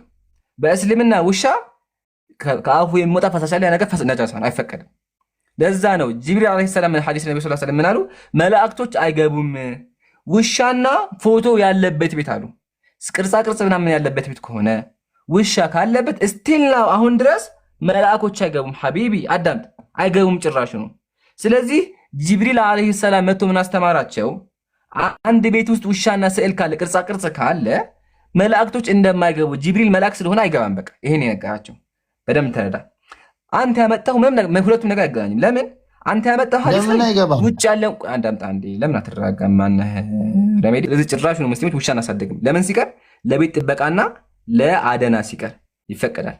እነሱን መንከባከብ ይፈቀዳል። ኢቭን አዳምጥ በደምብ ኢቭን አንዲት ሴት ዝሙተኛ ሴት መንገድ ላይ እየሄደች ማለት ነው አንድ ውሻ በውሃ ጥም ሊሞት ነበር። በውሃ ጥም ሊሞት ማለት ውሻ ነው። ከዛ ምን አደረገች? ጫማዋን አወጣችና በጫማዋ ቀርታ አጠጣችው። ነብዩ ምን አሉ? እቺ ሴትዮ እንደዚህ በማድረጓ አላህ ማራት አሉ። ዝሙተኛ ሴት ናት። ዝሙት የምትሰራ ሴትን ውሻን አዳምጥ፣ ውሻን የተጠማ ውሻን በጫማ አድርጋ ውሃ በመስጠቷ ብቻ አላህ ምሯታል። አየህ አይደለ? ይሄን ያክል ነው በእስልምና ያለው ነገር። ግን ማሳደጉ አይፈቀድም። ምክንያቱም ነግሬሃለሁ። አሁን ወደ አንተ እንምጣና እግዚአብሔር ለምንድን ነው በሬዎችን፣ በጎችን፣ አህዮችን ግደሉ ያለው? አምላክህ ለምንድን ነው በሬዎችን የሚያስጨፈጭፋቸው? አሁን ስለ ውሻ እያወራን ነው። አምላክ ውሻ ግደሉ ካለ አምጣልኝ። ደብል ስታንዳርድ እዚህ ላይ ይሰራል። እዚህ ላይ በውሻ ደብል ስታንዳርድ ይሰራል። ቆይ በሬንስ አይደለ? ቆይ እሺ ልተው። እሺ ውሻ ይቅርና እሺ በሬ ለምንድን ነው የሚገደለው? በሬ ጥፋቱ ምንድን ነው? እግዚአብሔር በሬ ሌላ ጥያቄ ጠይቀኝ እኮ ነው። ስለ ውሻ አውራ። ስለዚህ ግዴታ ውሻ መሆን አለበት? ምንም የለ። ቆይ አይደለም እኔ ከውሻ እኮ የበለጠ አመጣሁልህ። ከውሻ የበለጠ እኮ አመጣሁልህ። በሬ አህያ ለምን ይገደላሉ? መጀመሪያ መልስልኝ። ለምንድን ነው ጅብሪል ውሻ የሚጠላው? ነገርኩህ እኮ ጠላ የሚባል ነገር የለም። ከየት ነው ያመጣኸው አልኩህ። እሱም ወደ ኋላ አትመለስ። አይወድም። አንተ ነው ያልከው። ችግር የለውም። ሙስሊሞች ያለን ነግሬሃል። ከፈለክ ተቀበል፣ ከፈለክ አትቀበለው። አሁን ይሄን መልስ። እግዚአብሔርህ አምላክህ ለምንድን ነው አህያነት ትታረድ ያለው? አህያዎችን በሙሉ ግደሏቸዋል እግዚአብሔር። አህያ ጋር ችግሩ ምንድን ነው? እሺ እሱንም ልመልስልህ እስኪ ማስረጃ። አይዋ ማሻአላህ አለይክ ማስረጃ። ደስ የሚወደው ሙስሊም በማስረጃ ተማም ከፈት አድርጎ ያሳያል ማስረጃውን። መጽሐፈ ሳሙኤል ክፈት። ሁላችሁም መጽሐፈ ሳሙኤል አምላክ ማለት ነው። አሁን ጥያቄያችን በአዲስ ኪዳን የጋለባት አምላክ በብሉይ ኪዳን ምን አጥፍታ ነው እግዚአብሔር ያሳርዳት? ንገረኝ። ስትፈታ ለምን ታረደች አህያይቱ? አይ ከነሱ እንትን ተመድባ ነው ባይዘው። ያው ይሄ ጃጅመንት ነው። ይሄ ጃጅመንት ነው። ቆይ ጥፋቷ ምንድነው? ባይዘው ቁርአን ጥፋቷ ምንድነው? አንዴ ቆይ ሙታ ታርገኛ። ቆይ አንዴ አይ እንዲገባኝ ነው። ሬሜዲ ጥፋቷ ምንድነው? እሺ ሙታ ታርጋ አረጋለሁ እኔ። እሺ ጥፋቷ ምንድነው? ያው የጋድ ጃጅመንት ነው አልኩ እኮ። የጋድ ጃጅመንት እናመሰግናለን። ለማንኛውም አያችሁ ምን አለ? ከሰው ተመድባ ነው አለ። አጂብ ነው። አህያ ምንም የማታውቀው አህያ አርፋ ሳራን እየገጠች እያለ እግዚአብሔር አሳረዳት። ወላሂ ያው የምታድነው የለም። በሬ አህያ ወንዱን እስክሪንሾት አድርጉትላችሁ ያዙት፣ ይጠቅማችኋል።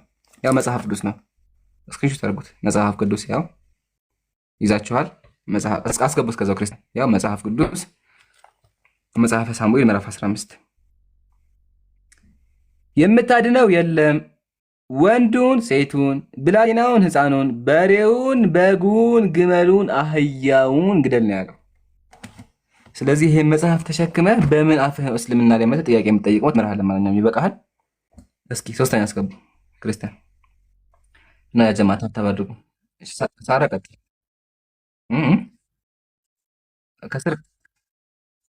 ከስር አይሰማም ግን ቀጥይ።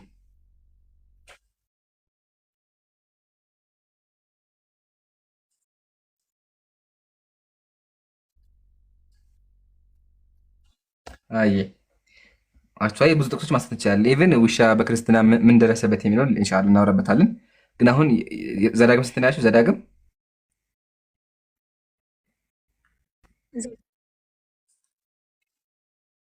ከስር የሚሉት ነሽ ኢንሻአላህ። እሺ አይዋ እናውጣውና እንየው ህዝቦችን በዛው እንዲያው ጀዛኪላህ። እሺ ያው ስለተሳልከው ስዕለት ሁሉ የገለሞታይቱን ዋጋና የውሻውን ዋጋ ወደ አምላክህ እግዚአብሔር ቤት ታቀርብ ዘንድ ሁለቱም በአምላክህ በእግዚአብሔር ፊት ዘንድ የሚያጸይፉ ናቸው አለ። ሰምታችኋል? ዝሙተኛ ሴትና ውሻ የሚያጸይፉ ናቸው ይላል።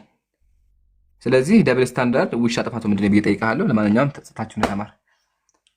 ገስት ላይ አትኪ በጣም ብዙ ክርስቲያኖች አሉ። ለማስገባት ከባድ ነው። ሙስሊሞች ገስት አትላኩ። እሺ ባረከላሁ ፊኩም። ሙስሊም ገስት አትላኩ። ከስራ አጥፍቱ። ገስት ሰው ለማስገባት ከባድ ነው። ከሞላ መላክ አይችሉም። 100 ሰው ከሞላ ስለማላክ ከስር ያለችውን የሰው ምልክት እንኳንና አጥፍቱ ካንሰል በሉትላችሁ የላካችሁ ካላችሁ ማለት ነው።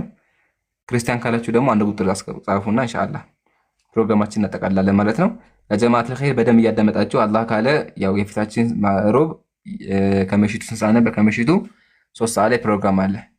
ቲቤት አለ እንዳቀሩ ሁላችሁ 3 ሰዓት ላይ በደንብ በጋችሁ አሰራጩ እና ሪከርዶችን ፖስት አድርጉ እና አልሐምዱሊላህ ሁላችሁም ጀዛኩሙላህ 880 ገብተናል። 880 ሺህ ፎሎወር ገብተናል። ይሄ በሙሉ የእናንተ ውጤት ነው። አላህ ይቀበላችሁ። አላህ ካለ በቅርቡ 1 ሚሊዮን እንገባለን። እሱንም በደንብ አባታችሁ ቀጥሉ። ለምን ዳዋው እንዲሳጭ ነው አላማችን። ስለዚህ በደንብ እንተባበር ለማለት ነው ኢንሻአላህ። ጀዛኩሙላህ። ኦልሞስት ከዚህ በኋላ ይቀረን 120 ሺህ ነው የቀረን። ቀላል ነው። ቶሎ እንመለዋለን ኢንሻአላህ በኢድኒላህ። የሚከብደን የለም። በርቱ። ዳዋው ወደፊት ይቀጥላል እና ሁላችሁም ሮብ ከምሽቱ 3 ሰዓት ላይ ከዲያቆኑ ጋር ዲቤት ጠርተናል እንዳትቀሩ እሺ። ስለወደድከኝ ሰላም ብያለሁ።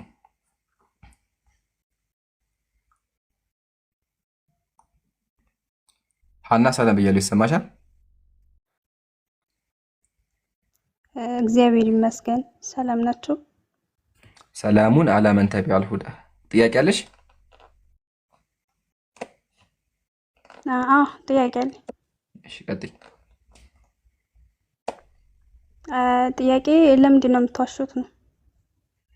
በአላህ ይገርምሻል። እኔ የማውቀው የማቴዎስ ወንጌል ምዕራፍ 7 ላይ ሲዋሽ ኢየሱስ ነው የማውቀው እንጂ እኔ ዋሽ አላውቅም። እስኪ የት ቦታ ያዋሽ? ይቅርታ አልጠይቅ። እስኪ ኢምራን 1 ሚሊዮን ካልገባን ያብሬው አልወያይም ብሎ እፎ የተናገረበትን ማስረጃ ስታይ። ልኮሽ ነው ለሱ ጠበቃ ልቆሚ ነው። ሪካርዱን መስማት ከፈለሽ የምታደርጋለሽ መሰለሽ? ከስር ይቆያል። ልንገርሽ፣ ሪካርድ መስማት ፈልገሽ ከሆነ ቀላል ነው። ቃል በቃል በራሱ አንደበት 1 ሚሊዮን ፎሎወር ያለው ይምጣ ብሏል። እንዳትዋሺ፣ እሺ እንዳትዋሺ። ራሱ ከፈለሽ ሪካርዱ እናውጣዋለን። ግን የምታደርጊያለሽ አሁን ሪካርድ መክፈት ሳይሆን ስራችን ማስተማር ነው። ስለዚህ የምታደርጊያለሽ ዲያቆኑ በሚያወራው እውነተኛ ከሆነ ባዳም አረ ይወጣል። ቆይ ረጋቢ፣ ችግር የለውም። ቆይ አዳምጪ። አሁን ቪዲዮ መክፈት አይደለም አላማችን። ቆይ ረጋቢ፣ ቪዲዮ መክፈት አይደለም ፖይንታችን ዲያቆኖች እንደዚህ ጠበቃ የላከሽ ዲያቆኖች መጥቶ እኛ ፊት እንዲያወራ ነው። እሺ ስለወደደኝ። ስለዚህ እዚህ መተሽ ተናደሽ ከምታወሪ አዳምጪ። ለምን አታዳምጪ? ለምን ትረበሻላችሁ? ሁላችሁም በቃ እሱም ሳይኝ እንደዚህ ነው የሚሆነው። አያችሁ፣ እሱም ሳይኝ እንደዚህ ነው የሚሆነው። ፊቱ ተቆራረጠ። እሱ አንቺም እንደሱ ነው ይሆንሽ። ለምን ትፈሩኛላችሁ? አትፍሩኝ። እስኪ ሰው ነኝ እኔ አምላካችሁን። አትመውተኝ ለአንተ የበቂህ ነው ባይዘው ለምን አታዳምጪም? ብታዳምጪ እኮ ጥሩ። ማዳመጥ እኮ አልቻልሽም። ማነሽ ግን አንቺ ገራሚ መፍትሄ አለኝ። እብኑ ቃፍ ሐቢ አታወርዳት። እሺ እንደዚህ ነገር አታወርዷቸው። ሞዴሬተር ለኔ ተውልኝ። እኔ በራሴ መንገድ እንትን አደርጋቸዋለሁ። በደንብ አዳምጪ ወገናችን። ዲያቆኖች እንደዚህ ልኩ እንትን ከሚያደርግሽ መልእክተኛ ከሚያደርግሽ ከምትናደጂ ቃል በቃል መጥቶ እንደማድረግ ነው። በራሱ ሚውት አድርግ ጉራጌ። በራሱ አንደበት 1 ሚሊዮን ፎሎወር ያለው ይምጣ ብሏል። ቀላል ነገር ነው፣ ማሰማት እንችላለን። እሱ አክቹዋሊ ማለት ነው። ግን ፖይንታችን እሱ አይደለም። ዋናው ያ አሁን የላከሽ ዲያቆን ጀግና ከሆነ እኔ ፊት መጥቶ ማውራት ቀላል ነገር እኮ አይደል? ያ ጀማ ቢላህ አለይኩም ሙስሊሞች፣ አሁን አንድ ዲያቆን አንድ ወይም አንድ እስልምና ላይ የሚያወራ ሰው እንደዚህ የውይይት ጥሪ እየለመነኝ ብዙ ሰው እየሰማ በቃል ወያየኝ ብዬ ብቀር በተዘዋዋሪ ፈርቻለሁ ማለት አይደለ? እሱም እንደዛ ነው የሆነው። ለምን እኔ ፊት መቆም ስለማይችል ማለት ነው። ለማንኛውም ይሄን አይተናል። ጥያቄ ያለው ካለ አንድ ቁጥር ጻፍ። ጉራጌ ተመልሰሃል። ወሰንክ እንዴ? ምን ተገኘ? አይ የሆነ ለይዞኝ ነው። ምን ለያዘ?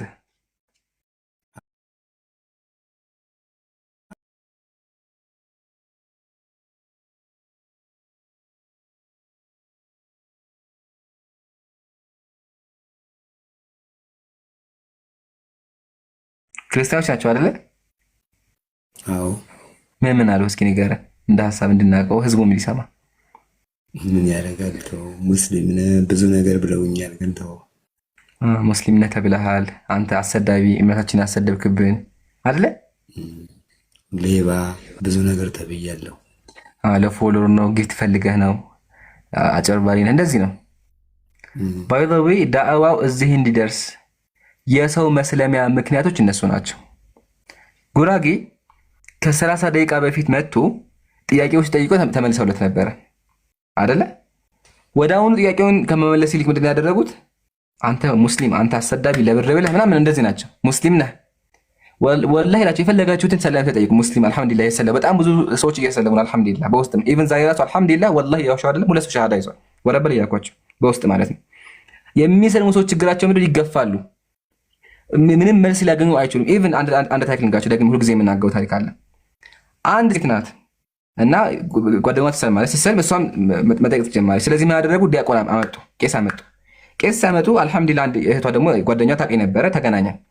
ቄሱን ስናወራ ወላሂ እላቸዋለሁ ምንድን መሰላችሁ ያለው?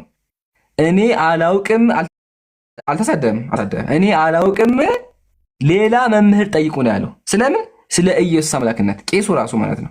ስለዚህ አይመልሱላችሁም፣ ወይማ ይሳደባሉ፣ ወይማ ደግሞ ብሎክ ያደርጋሉ። ይሄ ነው ክርስትና። ለማንኛውም ጉራጌ አንተ ሰው ቢሰልም ምን እንደሰማ ሰው ቢሰልም ማንሽ ቆይ አንቺ በደንብ አድርጊ ወፍራ መርፌ ሰጥቻለሁ። ረጋ ብለሽ ጠብቂሽ። ቆይ መርፌ ገና ነው አንቺ። ስለዚህ ጉራጌ ሰው ቢሰልም ምንም እንዳይከፋ፣ እሺ ምንም እንዳይከፋ አታስብ። ሰው የፈለገውን ነገር ዋናው ግን አንተ እውነቱን ማግኘት ነው። አታስብ ብቻ በደንብ ቁርአንን አንብብ። አላህ ሂዳያ ይስጥሽ። እሺ ቀጥል። አንድ ነገር ልበለው ለጉራጌ ቀጥይ ሳራ። ያው ጉራጌ እንደኔም እውነትን ፈላጊ ነው መሰለኝ። አንተ ብቻ አይደለህም ጉራጌ። እኔ ራሱ አሁን ቢያንስ ኦልሞስት 3 ቀን ምናምን ሆኖኛል እዚህ መከታተል ከጀመርኩኝ። ግን ትልቁን አካውንቴ ለምን ጥያቄ ጠየቅሽ ተብዬ ነው የተዘጋብኝ። ግን እዚህ ግን ድጋሚ በዚህኛው አካውንቴ ከፍቼ መጥቼ እዚህ ጥያቄ ስጠይቅ ግን በውስጥ ብለው ማይሳደቡት ነገር የለም። እስቲ አንዳቸውን ካል ላስተምርሽ የሚሉት የሉም። ላስተምርሽ ነይ ወደኛ ጥያቄ ጠይቄን መልስልሻለን የሚሉ የሉም። እግዚአብሔር ምስክሬ ነው። እንደዚህ አንድ ሰው የሚለን የለም። ግን ሁሉም ነገር አንድ ልጅ ብቻ በውስጥ መጥቶ ማንን ነው የምጠይቀው? እንዴ ጥያቄ ስትጠይቁ እኮ ቀጥታ ወዴት ነው የምትወስዱት? ትልልቅ አባቶች ትላላችሁ። ትልልቅ አባቶች ደግሞ ስንጠይቃቸው ደግሞ ትቀጸፊያለሽ እንባላለን። እኛ ማንን ጠይቀን ነው? ግልጽ እና ጉራጌ ጠይቅ፣ ተማር፣ እውነትን ታገኛለህ። እውነትን ከመፈለግ የእነሱ ስድብ አያቆመንም። እውነትን እስከ ጥግ ድረስ እንፈልጋለን። እውነትን ስናገኝ ደግሞ ወደ እውነት እንመለሳለን። እና ዝም በላቸው። አንተ በውስጥ የሚጽፉልህን የሚሳደቡህን አንተ ብቻ አይደለም፣ በአንድ ቀን ብቻ ከ100 ሰው በላይ ይበልጣሉ በውስጥ መተው የሚሳደቡትና እነሱ እውነትን ፍለጋ ሳይሆን ስድብን ነውና ዝም በላቸው አንተ። እኛ እውነተኛ ሃይማኖት እንፈልጋለን፣ እናጣራለን፣ እንመረምራለን።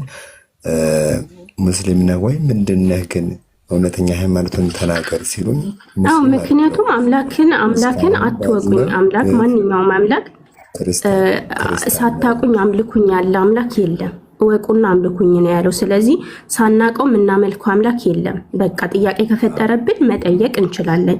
ጠይቀን እናመልከዋለን አምላካችንን። እናንተን የፈጠረ እኛን ፈጥሮናል። ለምን ፈጠረን ታዲያ ሳናቀው ልናመልከው? ሁኔታ ክርስቲያን ነኝ፣ ነገር ግን ሙስሊም ቤት ገብቼ በመቀመጤ ደግሞ ሙስሊም ሊያስብለኝ ከቻለ እሰዬ ብዬ ተቀበልኩኝ።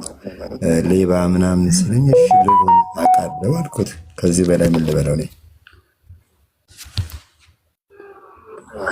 ጉራጌ አንድ ነገር ልንገርህ።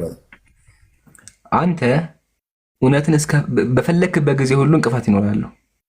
አንተ ብቻ አይደለም የምትሰደብ። እኔ ሙስሊም እንኳን የሚደርሰኝ ስድብ ያው ስድቡ ይታያል። አሁን ምንድን ነው የምትቀባጥረው? እናትህ ይሄን አጥፍቼው በጣም ባለየ ስድብ ነው ይሄ ቃል ማለት ነው። አውቃችሁታል። እንደዚህ የሚሳደቡት አንተ የሸተትከው እንደዚህ ስድብ ይሳደባሉ። አየህ፣ እንደዚህ ነው ስድባቸው። እንደዚህ ከሚሳደቡ እኮ መመለስ ዲሁ ነበር አይደለ? አሁን እኔ ሙስሊም ችግር የለውም፣ ተናደው ነው በእኔ ችግር የለውም። ግን አሁን ጉራጌ ክርስቲያን ነው፣ ጥያቄ ጠይቀህ ተመለስ። ምን ያሳድበዋል? ከቻላችሁ እኮ መመለስ ነው። እናንተ ጉራጌ ወንድ ቢላችሁ መመለስ። ሰው ለምን ትገፋላችሁ? ግን አልሐምዱሊላህ ለእኛ ኸይር ነው። አጃማ ለእኛ ኸይር ለምን መሰላችሁ?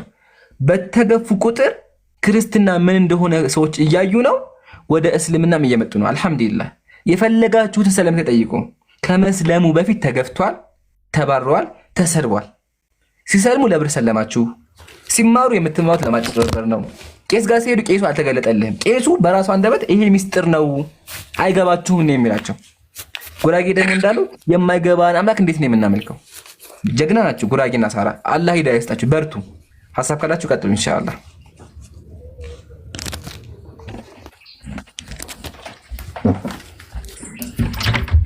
ከመቀጠላችሁ በፊት ግን አንዴ በድሮ ጊዜ ማለት ነው አንድ ነገር ልንገራችሁ። የሆኑ ሰዎች ነበሩ ስለ ክርስትና ጥያቄ ጠየቁ።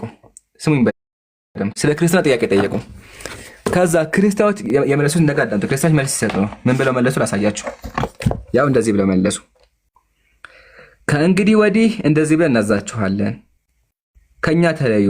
እነሆ የኀፍረት ልጓም በአፋችሁ የውርደት ንፎ መንደፍቶ በአፍንጫችሁ አደርጋለሁ። ሂዱ፣ አጋንንት ይሰቧችሁ፣ ዛሮች ይጫኑባችሁ። እናንተ እባቦች የእልፍኙት ልጆች ናችሁ። እናንተ ውሾች የተኩላ ልጆች ናችሁ። እናንተ አውሬዎች የጅብ ዘመዶች ናችሁ። አባታችሁ ጦጣ፣ አባታችሁ ዝንጀሮ፣ እናታችሁ ጦጣ ናቸው። ለዘላለሙ አሜን። ይሄን ለምን ተሳደቡ? ሰው ስለ ክርስትና ስለጠየቀ መጽሐፍ እየጻፉ አሁን እኔ መጽሐፍ ጽፌ ስለ ክርስትና በጠይቅ ይሄን ነው የመለሱልኝ። ይሄን ስድብ አንተ አባትህ ዝንጀሮ እናትህ ጦጣ አንተ ውሻ ነህ እያሉ ይመለሱልኛል። ከዛ ምን ይላል? ኦርቶዶክስ መልስ አላት ይላል። ኦርቶዶክስ መልስ አላት ሃሌሉያ ይላሉ። ዲያቆኑ ናይ ሲባል አይመጣም፣ ቄሱም አይመጣም፣ ተወያይ ሲባል አይወያይም፣ ቤቱን ዘግቶ ሴት ጋር ነው የሚያወራ አይወያይም። ምን ተሻለ? ሱብሃንአላህ። ለማንኛውም ህዝበ ክርስቲያኑ ባክሚን እስከ መቼ ድረስ ሸውደው ተጸይፋቸው? እነዚህ ሰዎች እያጨበረበሩ ነው። ስለዚህ ባካችሁ ክርስቲያን ማህበረሰብ እዚህ ጋር የማዳመጥ ብዙ ዲያቆናት አሉ። ባካችሁ ዲያቆናት ግቡ። ክርስቲያኑ ማህበረሰብ ደግሞ እባክህ እውነትን ፈልግ ብዬ ጥሪ ያቀርብልሃለሁ። ሳራ የሚጨመር ሐሳብ አለ ጨምሪበትና ወደ ቀጣይ እንለፍ።